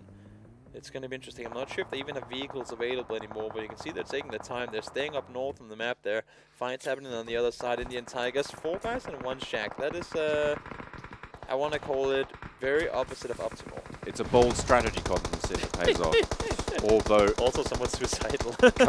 coming under fire from the Evil Big Fellas. A lot of shots just getting rattled off. You can see immediately the fear blooms around them in the form of their smokes. They just drop them down. 8-bit, hang on a minute. What's happened to them? They're going down really quick. I think it's SKUL taking them to task. They tried to rotate Sender, but Sender was nowhere for them to take, as there was not a whole lot down there to begin with. You can see Bishmael down here all by himself as well. Orb, they're under so much pressure. They got the smokes thrown to obscure the vision and sort of leave the opponents questioning where they are inside it, but they need to get the hell out of that spot right there. Pain Retribution still clocking shots off over towards towards Insidious. I think that might be it for Insidious. Yeah, under tons of pressure. Did they get fully eliminated there? I'm not sure if they did. I feel like they should still be one or two. A team did drop, so I think it was. That would be them, yep. That's what it is. Rough rotations can be the death of you, but you can never just bank on getting circles all the time. You gotta be good at playing well in the games that don't go your way too. To be fair, they got pinned pretty early on towards the third circle, and wasn't optimal to say the least. But SWAT, they're having a pretty cracking start. Already got 6 kills on board. They've got a decent position on that south side of the circle. They've got 8-bit on their flank, about to be wiped out as well. Very nicely done. 8-bit taking a bunch of the shots and nades and explosions in their direction. You can see Orpia trying to make everything of what they got. It's really, really not a whole lot, that is. 8-bit is well prone on the other side. They are inside the circle, but they won't be for much longer. Bishma just got the gift of his life as far as circles go. All he needed was an extreme absurd hard shift towards the northwestern side, and he got it. I mean, yeah, he found the one drop of the circle magnet. Yeah. That's what he's got. And to be fair, that's the situation you want it in. When you have one player left alive, that's when you need those circle magnets. Yeah. That is very fortunate. The thing for him is that all these players that are currently on the eastern side and the southern side trying to get there is going to be practically impossible. So even though he's a solo, there ain't going to be no one around him for a long time. No, Indian Tigers have the pin down on him as well for Hitman. Evil Big Fellas knew where he is as well. Not too sure they want to go for it. Indian Tigers have to make that rotation, of course, west. 6 seconds until they're going to get pushed in, and Hitman left without a vehicle now. After his UAS, well, he blew his own UAS up to stop it coming back to bite him. Exactly, that is pretty much a red barrel right in front of you full of explosives that you need to take care of yourself, because if you don't, then the opponents might do it for you. Under fire, Indian Tigers are as well. Everyone's trying to make the run on it, and this compound is all they're running towards. Bishma still just biding his time. It's very lucky, actually, that he's got that tree cover right in front of him. It's going to be okay. The question is, do SKUL look over? Yeah, he does have players just south of him, but as you can see, they're pretty occupied with other things right now. They're constantly taking fire, and you can see it here as well, Prince. You do not want to stand still in the open like that. Sure, there was an opponent in front of you, but you always got to worry about getting yourself into a good position over shooting at the opponent. And your Tigers trying to make the breach into that compound, but they are just getting gunned down from every angle. Wait, did Bishma just get a finish off? I think, yeah, he chucked a Molotov in. And he got the kill. All right, okay. There's a kill. He managed to get another one as well. That's a good reaction play, too. I mean, he saw the knock and the kill feed. He knew it was SKUL that were up there. And he just goes, well, might as well see what I can do from here. And Jonathan going down. This might actually just wipe them out. He only has one teammate left on SKUL. So at the moment, Bishma making it work and doing well. You can see Indian Tigers. Yeah, this is what Josh was doing last week. He was calling them Italian Tigers. Italian yeah, Tigers. Okay. It's annoying. And now I said it, you'll think about it as well. But yeah. Indian Tigers coming on through. Oh, because it's IT. Yeah. I see what it is. But they made the cross. They have 3 players up and kicking. At the moment, Mavi, though, not too much HP, but Sharko taking the fight with Carry. This game for Evil, though, they already have 13 kills, and look at the way they're playing around one another. Never letting the opponents take them down for free. Carry going down. GMC did get knocked, but they should potentially be able to get the rest on up here. As I say that, though, there's just 2 players up and live. They have been praised already of how they can take these fights and not take casualties, and now there's a chance they can do it again. And this circle's going to push them out. That's going to be Indian Tigers going down in 6th, and 1 more kill for the belt. Look at this. Despite the chaos, despite everything they just went through, they all survived. 4 players up. They got 16 kills. Sure, they have to leave the compound. Look now, how many meds he's got. So you love it. It's amazing. This is the standard you would like to see. 4 first aids, that's that's a sweet spot. This is unfortunate, though, for Bishma. The next circle, right on the opposite side, he's going to have to push solo across so much ground. Although Lancer may have been gifted a lifeline, but it might be a trap. I was going to say that's what we call a Trojan horse. I call them the bait crates. Okay. Because it looks so good. Everything is looking so glamorous. And then you die when you go there. Sky, he knows they're over there, but he's the last remaining player. And I was just going to say before, you might want to conserve your ammo and not let them know where you are, because it will get you killed indeed and dead. SWAT have the top of the hill. 11 kills for them. Evil big fellas with, I think, 16 down on the south. Really high kill finishes at this stage. Yeah, top 4 placement for HYDRA as well, off of Bishma's solo performances so far. Really strong for him. And ow, Bishma, hello. Start moving. Start moving. Start going. Oh no, he's healing. That's what he's doing right now. Is he though? Oh, yeah. He is. Okay, but once this circle connects, there's no saving grace, and you have to get inside the circle too. Unless you have the double, you already have fully stimmed up. There's no way you can out heal this circle at this stage. Yeah. But Big Evil. He is running now. He is running now. But I doubt that's gonna be surviving. Yeah, he goes down. But still 4th place. I mean, everything considered, that's way more than what he would have hoped for early on in the game. Absolutely. He's the IGL for HYDRA actually. So he made some smart calls, and that's going to be Lancer going out in 3rd as well for DAKU. So now it's just the big fraggers themselves, Evil big fellas versus SWAT. He took the time that he could trying to force some of these other teams to fight each other, maybe get 1 or 2 placements better off of it, but he also knew at the end of things that there weren't a whole lot of chances that he was getting out of there alive. So took a chance, tried his best, but went out. SWAT to take first knock as it's Rain to go down, trying to finish it off. They will be able to get it. Heavy damage. Kills. This is huge. This could be one of the highest scoring games we've seen. 41 kills across these 2 teams. I think the highest frag count we've had was 23 from Team India or Team Insidious. Yeah, it's 31 kills. Sorry, I cannot do math. I was going to say 41. That's absolutely insane. But 31 kills across these 2 teams. That is equal. Oh, that's very impressive. Just a little bum poking out. He's going to bite it.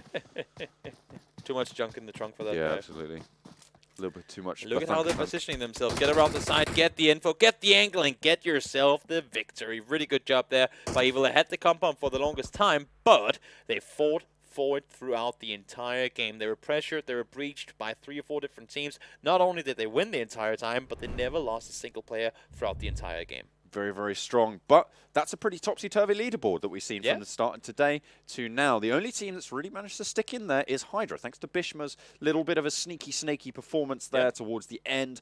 Able to stay in it, get them those placement points, because that is what it's about. That's what we've been harping on about time and time again. Kills, not as important. You keep doing it. Where did that word come from? I don't know. Important, Is placement an important? Or import? Of great import. Is it something of import? Importment. That's not a word, I think. I don't think it's a word.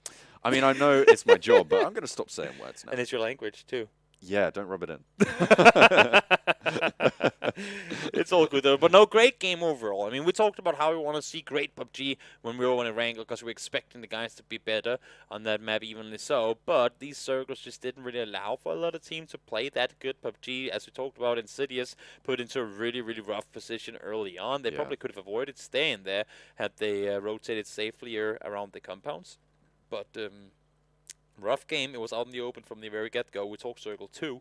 Maybe have a handful of compounds left to play from. Everything else was teams out in the open.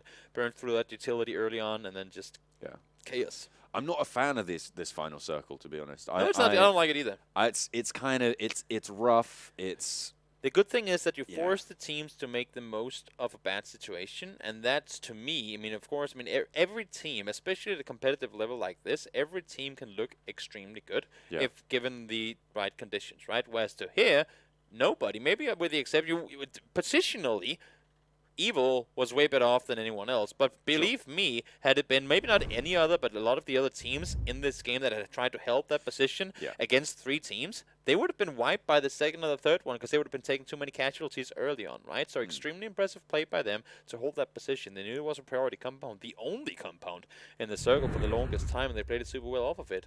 Well, here is the final scores on the doors. 19 kills, 49 points for the Evil Big Fellas. Cow. That's what they wanted to see. That's the numbers that they wanted. Of course, earlier on, they weren't doing super hot in this tournament. They really needed to step up, and this is where they've done it. They were down in that elimination section. Of course, that will be coming into effect. Well, we called it last time around during the group stages. We called it the red zone because that's where you get those bombs dropped and you get bombed out the tournament. I see. So they were down in that section earlier on before today started. 13th Insidious, 4 points. Last place and 1 placement point coming soon. Complete flip-flop from what we just saw the 2 previous games. Absolutely. 404, top teams not found. Yeah. That's not greatest. But they have had some cracking performance earlier today. So, and as you were saying, that's going to give them a good score for the day nonetheless. I mean, Insidious, they were already on 88 before this map. Now they're going to be up on 92 points for the day. Bordering on 100 for a day, that's a good showing. Easy peasy. I mean, if you can do that, then you're guaranteed to go through, right? That's just how it is. Yeah, pretty much. I think that you're really looking at the boundary of around 180 to 200 points total to be able to get through. 3,200 damage done. We're talking 4 players here. That is an absurd amount of, first of all, bullets fired. Second of all, bullets hit. I mean, that is very, very impressive. Just goes to show they were fighting from the start of the game till the very end. And Insidious, not so much. That's essentially the exact opposite. So I'm not expecting they didn't get any stats. I think on the board, all basically. players on Evil had more damage done individually than Insidious Well, it had would make as a sense. I team. mean, they had more time on the map, right? So yeah, I guess if you're looking at per minute, it's still a lot higher. Probably is. It probably is. But yeah, it's comparing where Insidious were. That's where they should be. Yeah. That's where they should be, certainly, against the Evil Big Fellas. And also for them, I mean, now they get 2 wins in a row, and then they get a rough run here. They've got to be thinking, I mean, sure, they're this far ahead at this point, so it might not matter that much now, but they have to think ahead, right? They have to think, okay, we're doing well now, but even this mistake here, this mistake we just made in going out in 12th could be what means that we don't make it when we're playing in the regionals. How do we avoid these things? Look at this here. Evil Spike, almost 900 damage done. Cartoons? Not so much. Yeah, that's a big old round 0 there. It's a big fat 0. zilch for Cartoons. Actually, one of the strongest players in the tournament in terms of frags was topping the leaderboards at the start of today with 19 kills, tying up with a waste from Team Seoul. So, you know, to see them go out like this, not the greatest. Again, big fat zilches going in for Mazik. 1,000 damage. Budget James Bond 000. Yeah. 000. I like that one. That's the agent that never really made the cut. 000. That's interesting. There we go. But yeah, there we go. Those are the damage stats, of course, for the players from the Evil Big Fellas, as you were saying, more than 222 each. So that is very impressive. They showed us just what's up. Of course, every team is here to frag. Any team can frag, and that's why they're here in the semifinals. That's what you were saying is.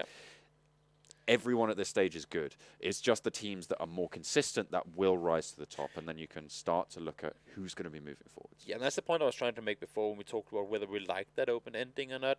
if you give, as I said, if you give a team the perfect circumstances, every single team in this lobby, all 24 of them, can be like, oh my god, who are these guys? Make a highlight reel on YouTube and get a billion likes, right? Whereas it's the teams, to me at least, that are given nothing. That's why I was really curious to see what Insidious could pull off in that one. Because if they are able to do crazy things in a game where they're like, there's no way in hell they're getting out of their life, those teams, they're the ones you have to be really, really scared about. Because the teams that don't need the circles, that don't need anything to go their way, and can still rake a lobby, that's scary. Of course, what we do need is our official smartphone of the PUBG Mobile Club Open 2019, Vivo. Thank you so much to them. And if you want to check out all the stats, all the standings and the schedule for the tournament for not just the Indian region, but the rest of the regions as well across the globe, you can head over to clubopen.pubgmobile.com and check it all out there. And if you want to catch those VODs, you can subscribe to the YouTube channel PUBG Mobile Esports and check out all of the replays from all the regions there as well. Check out those highlights. Check out those gruesome final circles if you want to. But for now, we're going to go to a break, and when we come back, we'll have our final map for the day. It's going to be Erangel. It's going to be a good one. Don't go anywhere.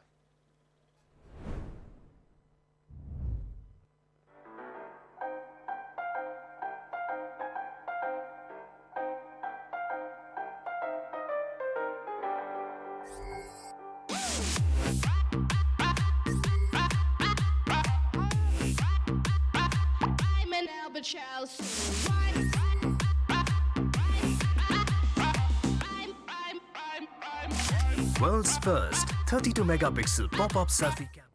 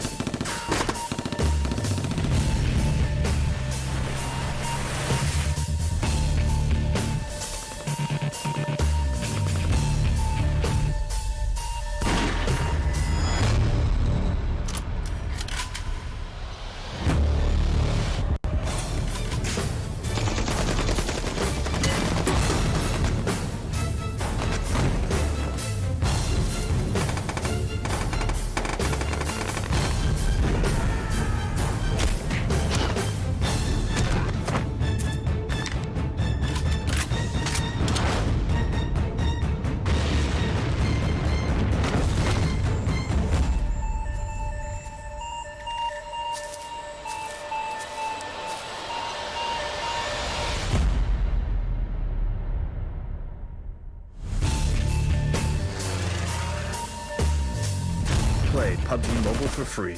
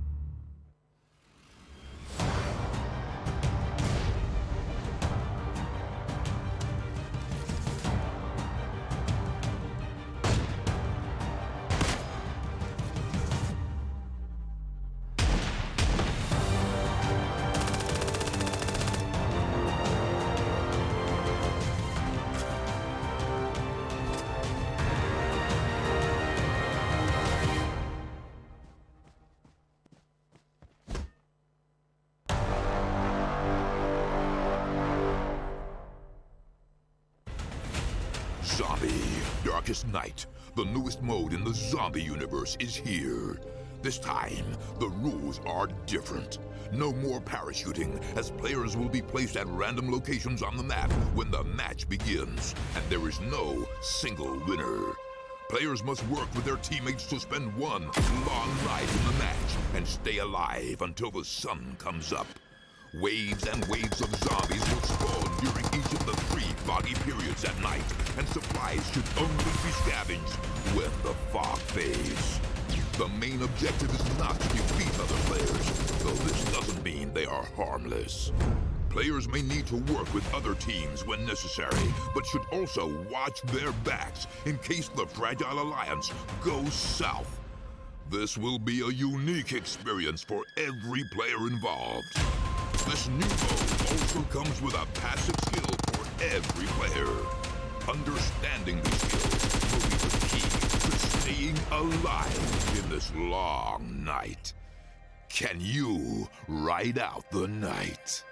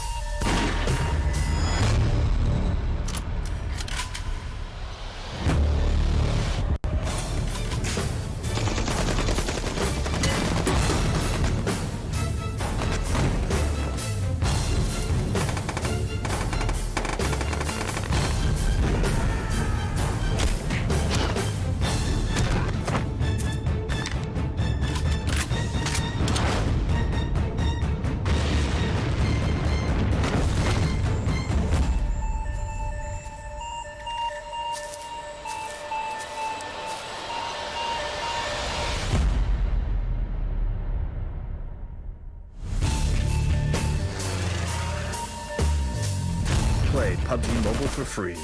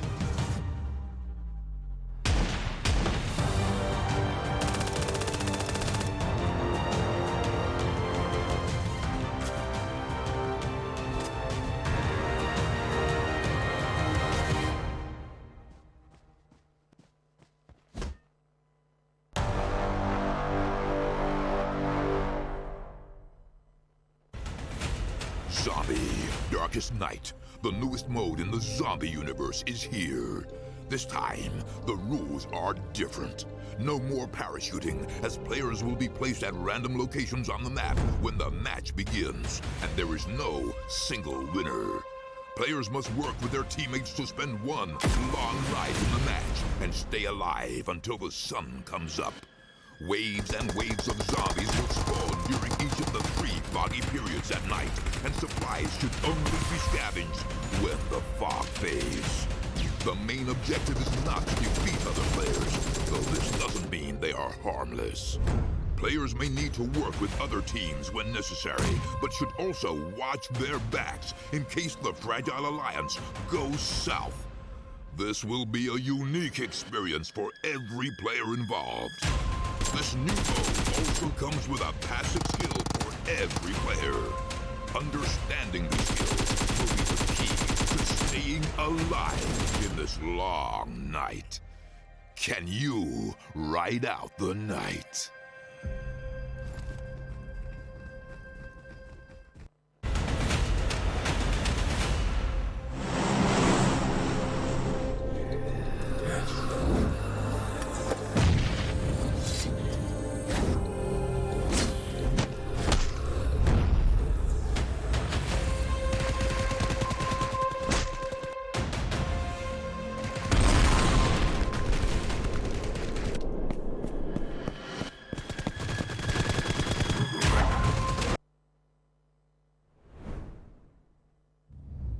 PUBG Mobile Club Open 2019. John, Toby, semifinals, second week. I thought that deserved a praising sound in the background. Yeah. That's what I delivered. Fantastic. I feel like intros, they need to be cut down. Yeah. And just like a lot of these teams that we have here in the semifinals, of course, we have 24 at the moment. We need cut 16. down. They need to be cut down. It's brutal. It is kind of. There's no quarter given. Yeah. No, I mean, yeah. Well, we do have to get rid of 8 teams. I mean, that's the unfortunate truth of the thing. At the end of this weekend, we will be down to 16 for the regional finals. What's crazy to me, and something that I have a hard time grasping at times, you know, like the shower thought kind of thing, Yeah. is how we see this tournament and we cast it, and it's such a big thing. We had the open qualifiers, we had the regional things, now we get the game started as well. Plenty of good things happening at the same time. But all this is happening across multiple regions, and at the end of things, with the thousands of teams that have tried to make it in here from across the world, we get to 16 of them. And there will in the end be one winner. That's like the biggest lottery in the universe. There but can it's, be but they have to only fight one. for the tickets, you know? Absolutely. I mean, and what a fight it is. There's a lot of good players, especially Yeah. in the Indian region. You know, that's something we talked about.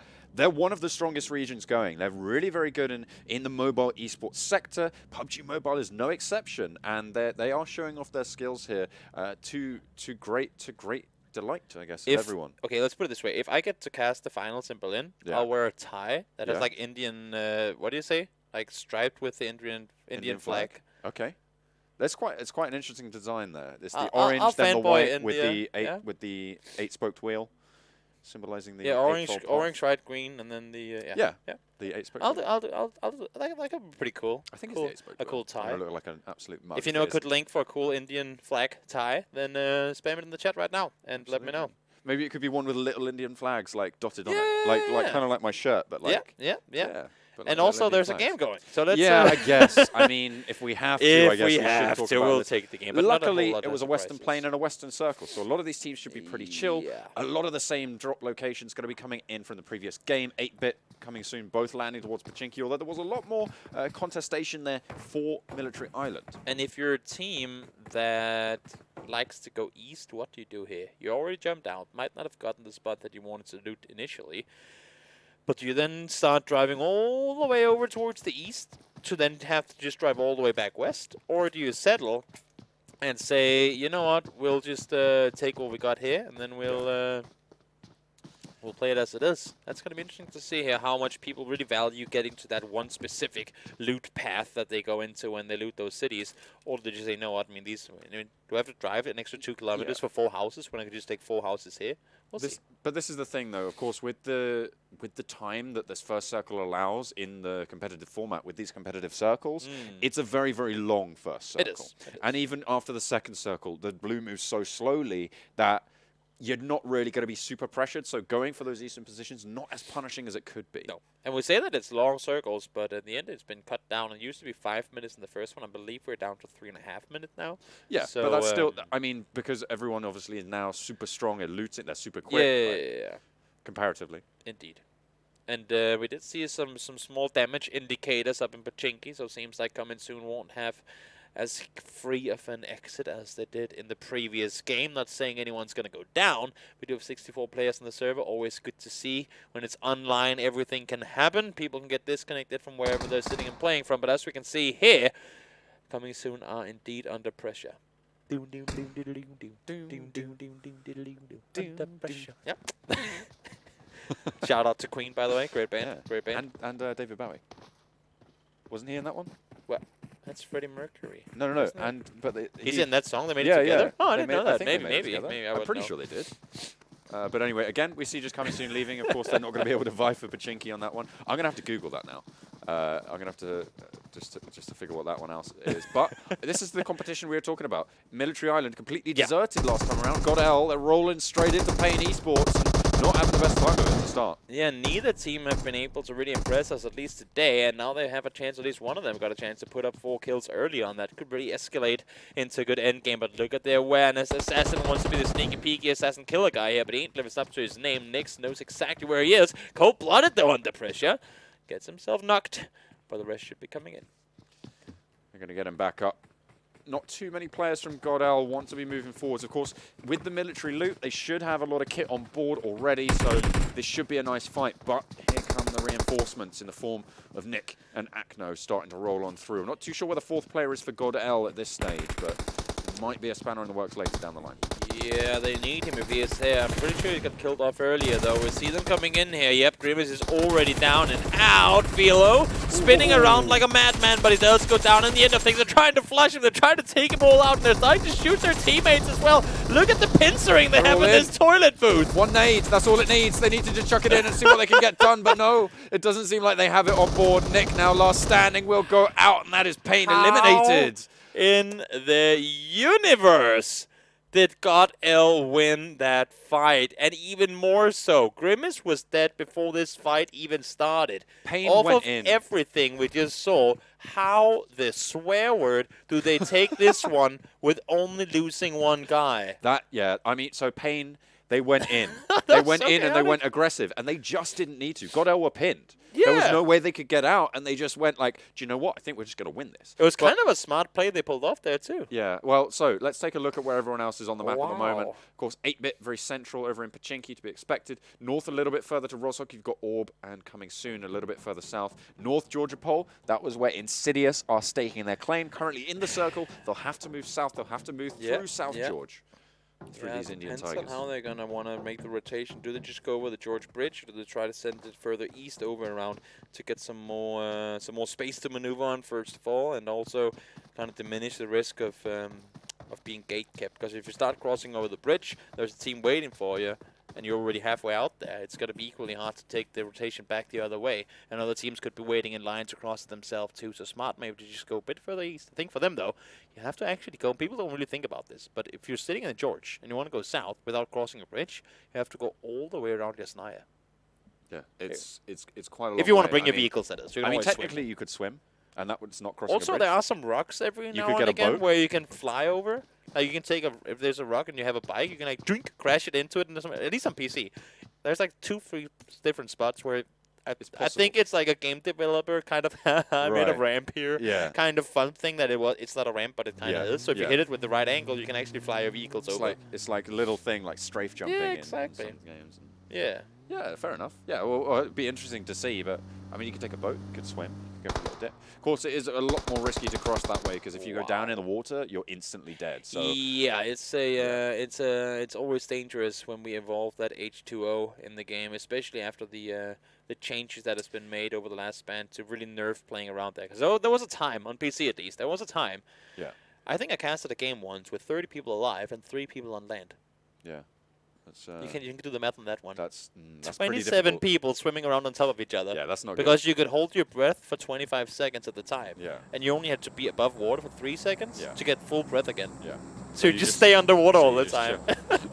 It's so stupid. It's like whack-a-mole. Yeah, it really was. It really was. And the Wow. people on the shoreline would get 1 billion kills off of it. Did you know that 100% of people who have died drank H2O? Yeah. So Well, very- maybe they. Or Well, some of them died because they did. Hydrogen monoxide, as it probably should be. Maybe some of them died because they did.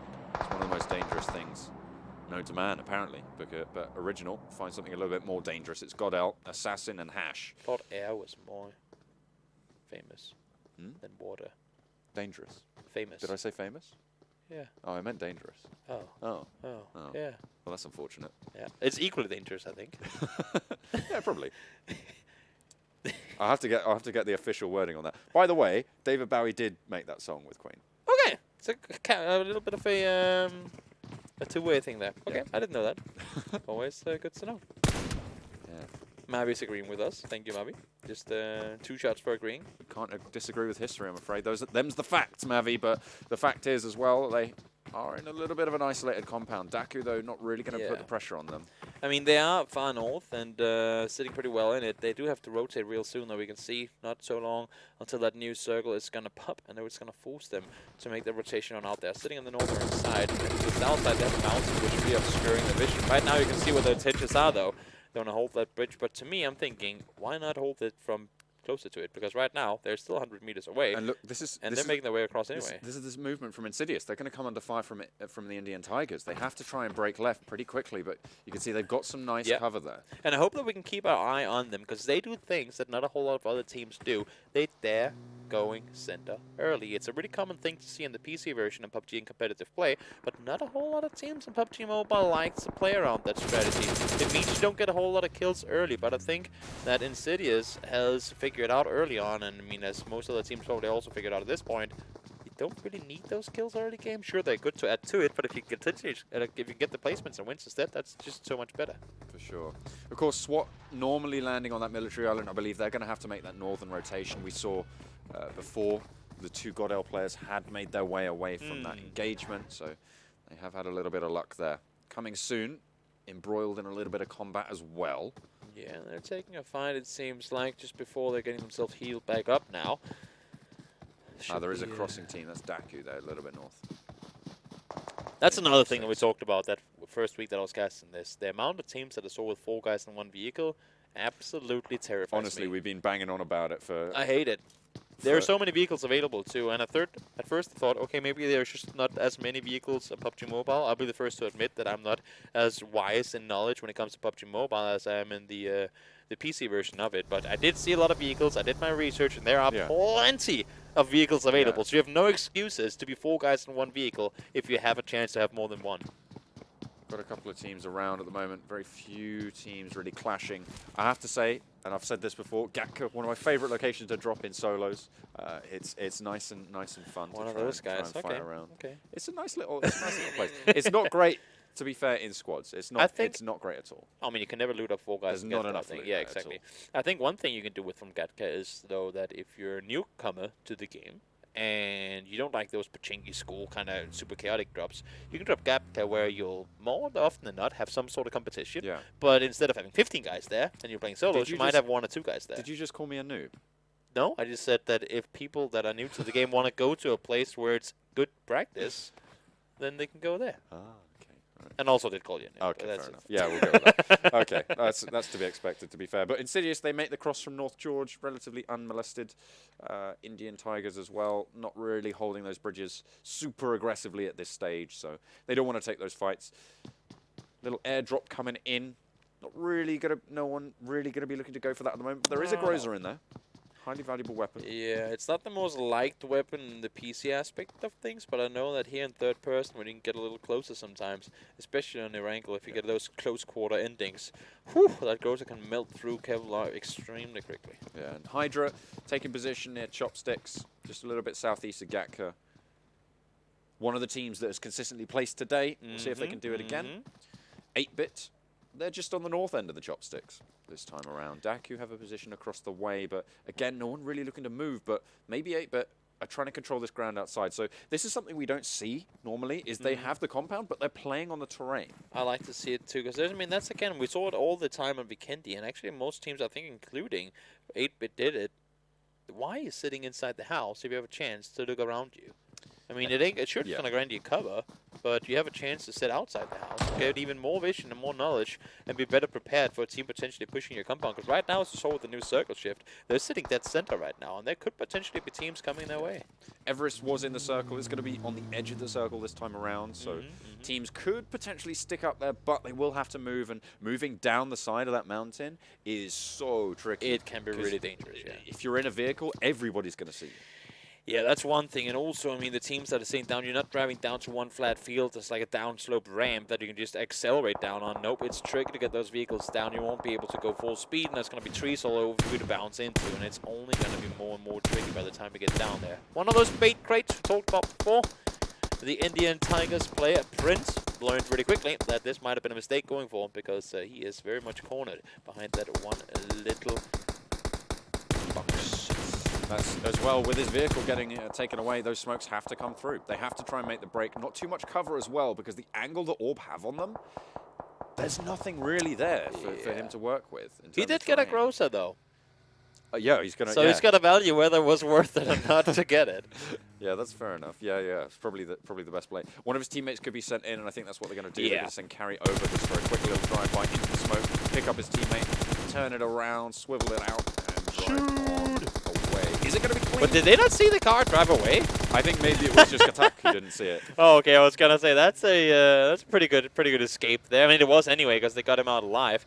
Could have been dangerous, though. But they do get out, and now they get to make a rotation and potentially beat the guys that were shooting at them to begin with. Insidious, they made their way on down. Yeah. Orb taking control of Everest as well at this stage. They are starting to move up and down. Ooh, evil big fellas pop off a shot towards Pain Retribution. They know where they are.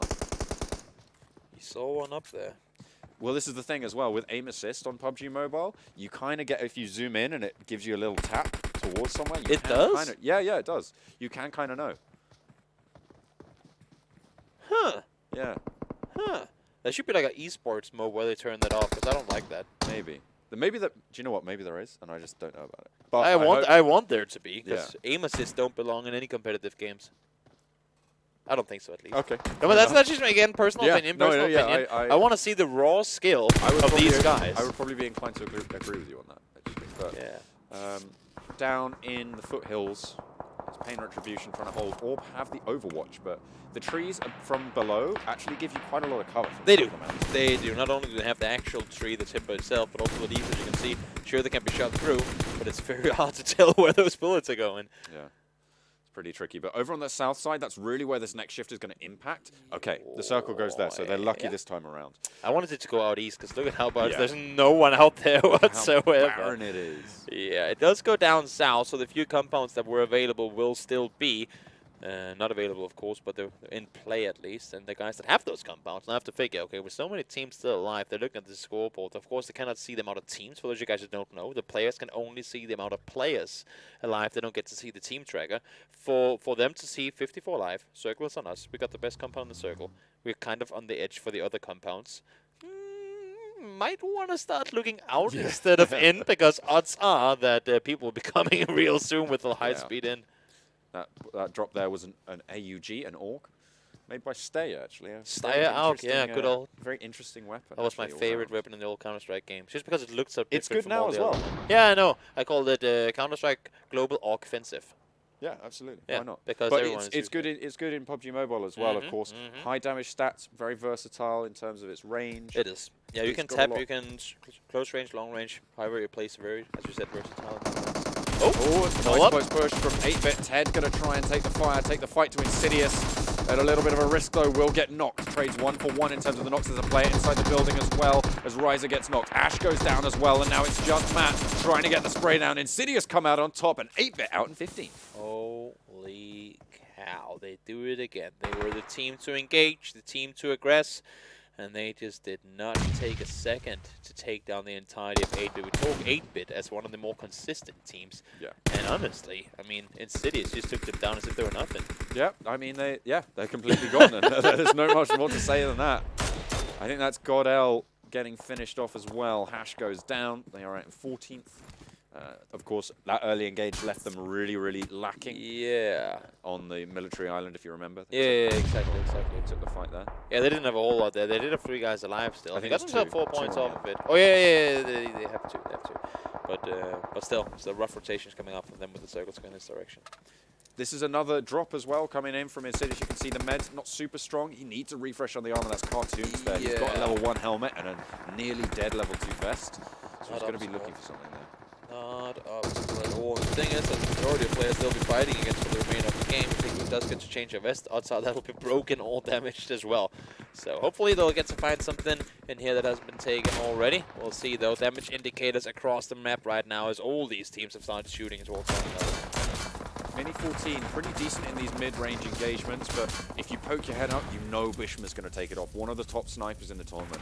It for Insidious as well, so he's got a lot of backup from the rest of his squad. North of Chopsticks, actually quite a valuable zone, because you know that no one's really going to be able to cross that open terrain to the north of you, and so you're really only worried to the south. Also, as we talked about before, compared to on the PC, because you're on a phone and it's limited what specs you can put on there, they are sort of prioritizing the performance over the tons of details and graphics. So when you're out in the open here, you're really in the open. Even though you're proning in the fields, still rather easy to see, especially with all those glowing green and red, and I don't know what skins they have on their weapons. Doesn't exactly make them more camouflaged. So if they have to make that traverse from the far south to the north, do you run in a gutter, being Chopsticks, where everyone can see you, or do you want in the field, where everyone can see you? You'll have to decide, because the guys that are south now, well, they ain't going to be south for much longer. ZFX have got control of that right-hand chopstick. Of course, the chopsticks being the 2 bunkers that run along, one of them being on your screen right now. Sewage kind of thingies. On your mini-map. Yeah. What is it actually? I don't is it like a? It's like a reservoir thing, right? It's like, you know how when you play GTA and they have like the missions down like the LA River kind of thing. I think it's like a flood prevention system. Yeah, exactly, where all the water runs into. Or something. Yeah, and you also do have the sewage thing down in the end, so it makes perfect sense. Seems reasonable. But over on the south, HYDRA are going to have a little bit of problem as well as people start to move north, because of course everybody's clustered up here. At 5, the number circle, the number phase that we always say to look for the action, because this is where all these teams are forced to be competing for the same position. And the thing is, normally in this type of circle, you'd be down to something like 35 people already, just because it's so open. But it's because teams have actually somehow managed to sneak their way and get into positions.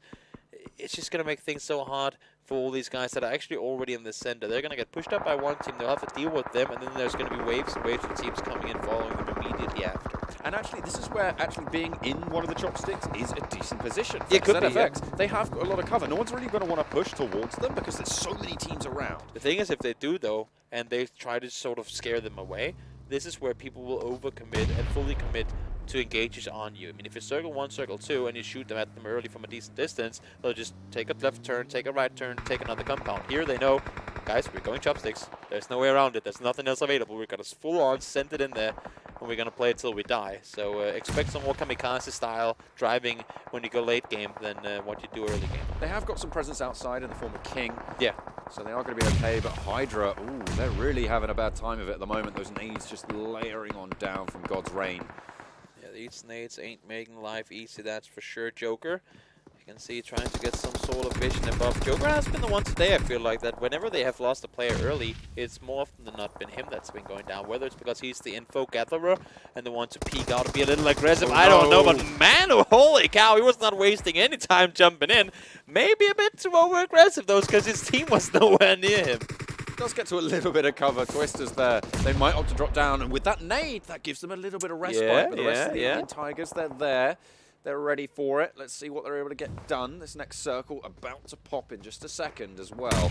He's going to start to push. The push comes in from Prince. He's looking for the frags, looking to get the confirm, but TSK has dropped down. It's now Prince to look for the spray, tries to find the damage, gets another knock as well, and no one's there to pick him up. He's able to get away with it. The rest of his team clear up GodsReign, and they go out in 12th. Holy moly, Prince. You got to buy your friends around on that one. You were jumping there in the middle, shooting all that you could, but your teammates from further north, they were just holding your back. 3 guys jumped down. You only got the knock on one of them. The teammates were there to help out. That's really, really impressive teamwork. Because I was going to compliment them for jumping down so well coordinated. It just didn't work out. I mean, it should have worked out by all accounts. It was just good gunplay from the rest of his team. ZFX now actually in a very good spot. They're dead center circle. They've got some of the only cover going, and they have control of that entire section of the map, which splits it in twain. Yeah, this is going to be an interesting circle coming in for the teams that are in the northern side of things. We're down to 39, more players alive than we would have expected. And, well, I mean, at this point, there's not going to be room enough for all the teams. And here you see Kerry doing what he's best at, taking out players in the distance with the DP right there. In this case, Tempest taken down, but he should be able to get rest. Question is, how long can they stay there? Sky looking to peek his head out. It's dangerous to stay there because you're over the edge. Evil big fellas, they're taking a lot of damage from this zone. You can see Orb trying to fight and fancy around the rest of that cover, but really not doing so hot. Sharko able to get away with it. You can see he's just going to run out of the blue. He has to make a push though, and RIP official are in front of him. Wow. That's then eliminated. Annihilated. He had full level 3 gear, and it seemed like one bullet took him out there. Just headshot on headshot. Really well done by the opponents. Looks like Sam had a little bit of indication that existence was snaking his way through the long grass, and there the runs come through. Oh, timing! And he drops it into the trench as well. Down goes White, and he's going to get 3. Line him up. Prince now has to return the favor for the rest of his team, but existence rolls down from on high, drops on in. Prince now the last left standing, but another player should be in to deal with him. Is Prince going to be able to stand strong? Nope, he goes down, and they are dismounted. The Indian Tigers get a taste of their own medicine. Holy moly, that was a really, really well executed play. The nades came in, the smoke came in to return. They knew their vision was obscured. He took advantage of it and just, well, annihilated them. Not a whole lot more to it. 1v2 in the beginning, and then team help coming in from the end there. It's going to put them in a really good position here. Insidious dropped down into that second chopstick as well, and they're getting challenged. ZFX, they will be able to take one down, but they get the res. The nade over the top. Who's it going to land on? Is it going to get it? Yeah, should be the finish off, right? I think that was just I think that was a Molotov. I think that was the Molotov on the back. You can see Piano Guy is down. They don't have control of this position now. There's no way that they can get to Piano Guy. That smoke is there, but they will see this cross. He is out. There's no way you're going to risk it. He has a position inside the circle still, and there's no way in hell you're going to go down to get that rest on up, because if they realize there's one more, there would be smokes coming your way. 8 teams into phase 7. That is impressive, not going to lie. I mean, ooh! Okay. Smoke, you take that one to your teeth. Oh dear, that's straight from inside the shack as well. You can see Viru completely safe there. He might just lob another one in. He's going to go there, but he's just behind the cover. One more, Viru. He's going to be able to pop the res. Of course, in third person, he might just be able to get a top over, but no, DAKU, come in. They're going to save the day. Don't open that door if you ain't planning on going out the door anyway. There's just... use that cover to your advantage. He opened it, he got shot from the side, and that's just a really bad timing on his part. The team that I'm looking at the moment is HYDRA. They are in a crucial position in terms of that southern flank and the rotations moving through there. SKUL are being denied by them right now. You can see they are taking heavy casualties as well. Piano Guy gets finished off. You've got DAKU as well on the other side, and HYDRA are just blocking everyone off. See Masic trying to stay put here. Does get knocked, but they have the ridge line to work with. They got themselves smokes thrown, so that should keep pushing from the side. There will be at least a little bit of obscured vision and prevented full-on pushes through. But as I say that, HYDRA, they know that it's a team to beat that's on the other side, and they're committed on it. They find one, they're going to confirm the other as well. It's just 2 players, will be able to get him up as well. Goes for the peak omen now, spotted out, goes for it, gets the knock, and it's a raffle off. Double kill for GODL. Holy cow, what a good performance there. We just see them back to back as if this is the gutter of impressive plays. We've seen it 3 times now with crazy things happening, and somehow HYDRA take out the team to beat an Insidious. But now it's DAKU's turn. Yeah? They are the ones who are going to be looking to drop onto HYDRA. You can see, oh, there we go. There's the nade. That's exactly what you want to see. 1 player down for DAKU, manages to make it to the shack. No one really there to pressure them. But everybody who's been in the bunker, in the chopstick, has been dismounted. They've been sent away. Oh, dear. One more. GODL goes down, and Bishma gets eliminated as well. Beautifully done there. I believe they only have 1 player alive in the feet, right? Lancer jumped down to take the aggressive play. Gonna get the rest on up here as well. And I believe... No, they do have 2 guys up. Oh, it's SKUL's turn now. Who's going to drop in next? it's really the question. Everybody's just piling in, one after the other. Striker gone down. Joker all by himself now. I think this might be the last play. Yeah, it's, oh no, they still have 2 players at the moment for SKUL. See, they're both just snaking their way inwards. Next circle, in they go, and they just get eliminated. There we go. HYDRA out in 5th. The drop comes through. DAKU now competing with SKUL. If you have small nades, you better send a couple of them over through that smoke. That's going to be the easiest kills in the universe, and you gotta know that they're there too. Yeah. We had the knocks before. Send them over. Yeah, Rip Official still outside. Oh, nice nade. Banking it off the side. Is it going to hit? Oh, nice return to cover. But that nade might just hit it. He's going to try and duck in to cover. Is it going to hit him? Oh, it does. Oh, stays alive. Not going to down him as well. You've got a Sheesh over up still on that high ground. Look at coming soon, though. Look where they are. They are just crawling around. And the great thing is, nobody's really going to be looking out that way. I mean, Rip Official are, but DAKU, they're just holding those angles so they can continue to snake and allow teams to place them up. I mean, if you're really wise and you're coming soon, you're just throwing it down here and waiting for teams to make that walk on out. It's going to be oh so easy for you to take the fight once they do try to. But you have to deal with the guys that are on your plateau as well. Rip, they have 3 players up. Kind of been the overshadowed team in all of the action we've had in the gutter. There's another nade going out and up. There's the spray down as well. Cigar takes a lot of damage. It's suppressed. The shots come off, but it's going to land. I think he got a little bit more luck than skill in the aspects and everything here. But they still have a player. She's still left standing. Doesn't have too much hope to get back into it and might just look for a little bit of respite. There's the Molotov being thrown on in towards SKUL's position. And little word of advice, when you shoot through a smoke, always shoot low. Because if it's a guy prone, you shoot normally, you shoot above, but if you shoot low, you always hit him. That's true.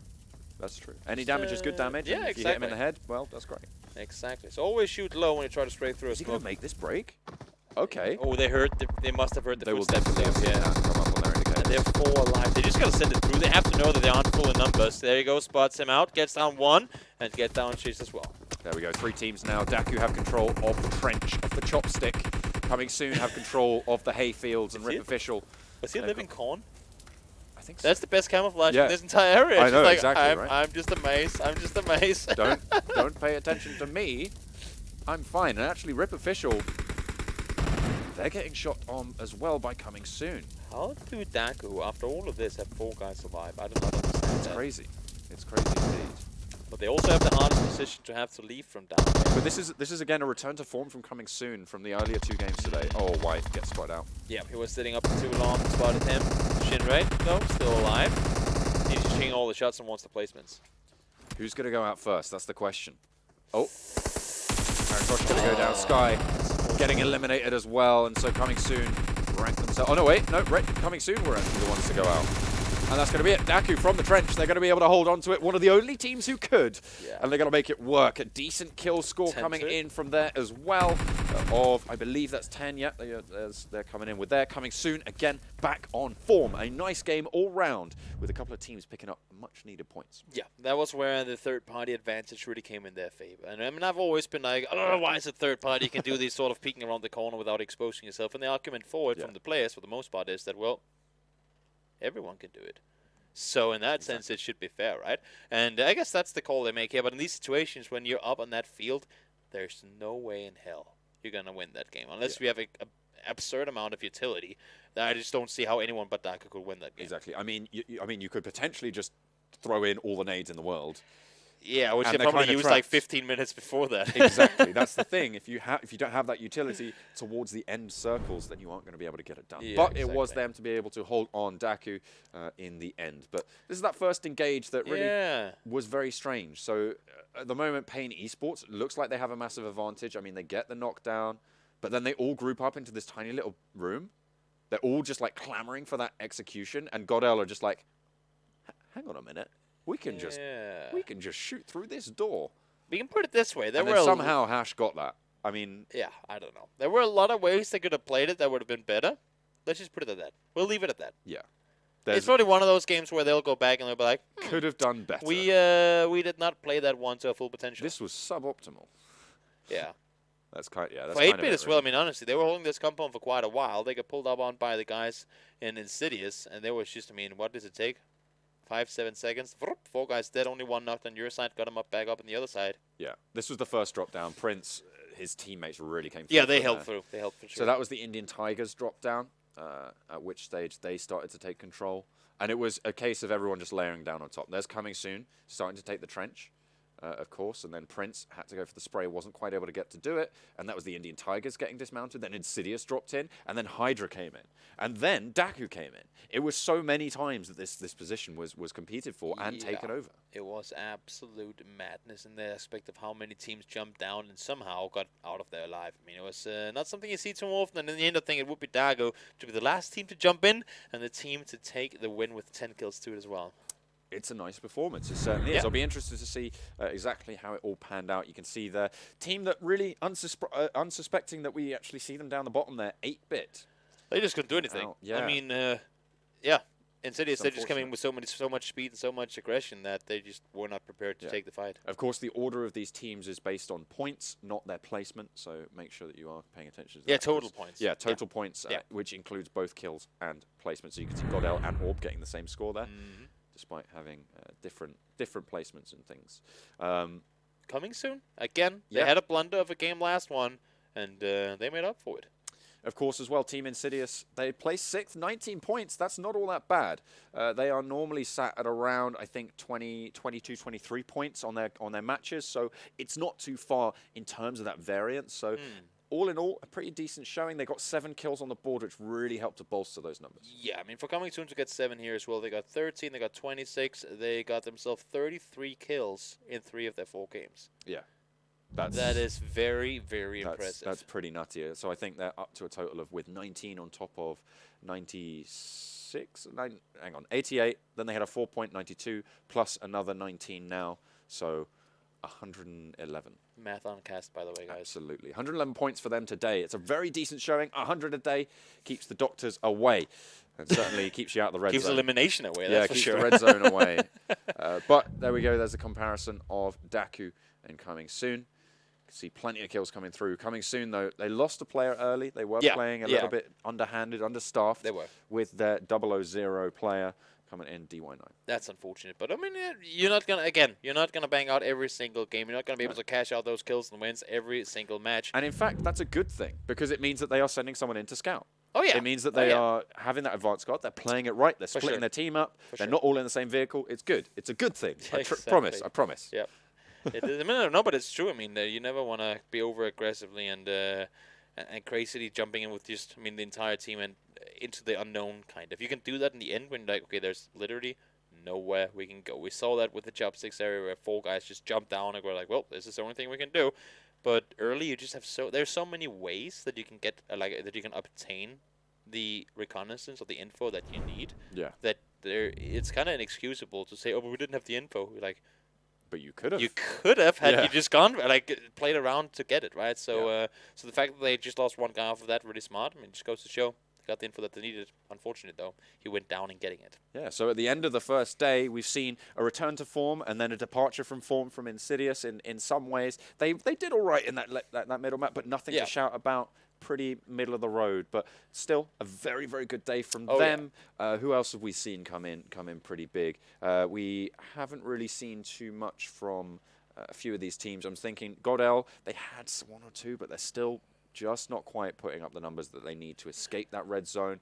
Coming Soon, a very good day for them. Third, second place, right, in 3 out of the 4 games. That's really, really impressive. And they came back in this one, too. I mean, normally we talk about how if you have a rough game off of good ones, it's hard to bounce back immediately, but they just, boom, took it on immediately after, and they had a really good performance there too. 7 kills to it as well, 19 placement points. So that's a really good one there. There you can see the games that we had today. Team Insidious taking 2 to start us off with some high frag games. Evil Big Fellas with an even higher fragging game, and then DAKU Official to close us out on the final map of Erangel, and that is what is going to happen today. Tomorrow, of course, we're going to have Sandhawk in the mix instead of Miramar, which will be pretty interesting to see come through. I think it would be. It's always interesting with Senna. It's more, to me, it's more of a duo, maybe even solo map. Yeah. Because I mean, you have so much foliage, you have so many bushes, trees everywhere. Normally, you talk about like a 50, maybe 100-meter sort of vision and distance you want to keep from opponents. So should people come to you, you have a couple of seconds to react. Here, people can be right around the corner. Absolutely, it's so difficult to contend with. But if you want to contend with it, check out the Vivo device is the official mobile smartphone of the PUBG Mobile Club Open 2019. You can play PUBG Mobile on it. It'd be pretty good to do. Check it out. Maybe even compete in the PMCO in a future season. So maybe that's the thing, right? That's something we keep not mentioning. The fact that people sitting there watching, oh, how can we do this? They're so good. They were open qualifiers. Exactly. Just sign up. Sign up next time. I'm pretty sure this is going to be around for a few. Oh yeah. I'm pretty sure it's begun so much good feedback now that exactly. Exactly. And of course, if you want to check out the standings of this tournament as it stands, of course, the semi-final stages is where we're at. If you want to check that out, head over to clubopen.pubgmobile.com, where you can check out all the standings and all the statistics. And if you want to check out the highlights and all the replays, of course, head over to the YouTube channel, PUBG Mobile Esports, where you can hit that subscribe button and ring that bell and stay up to date with all of the regions around the world for the PMCO. It's pretty good to see. Pretty good to see those matches today. Thank you so much for tuning in, but that is going to be it from us today. Tomorrow, we'll be back with some more PUBG Mobile Club Open, but we'll see you there.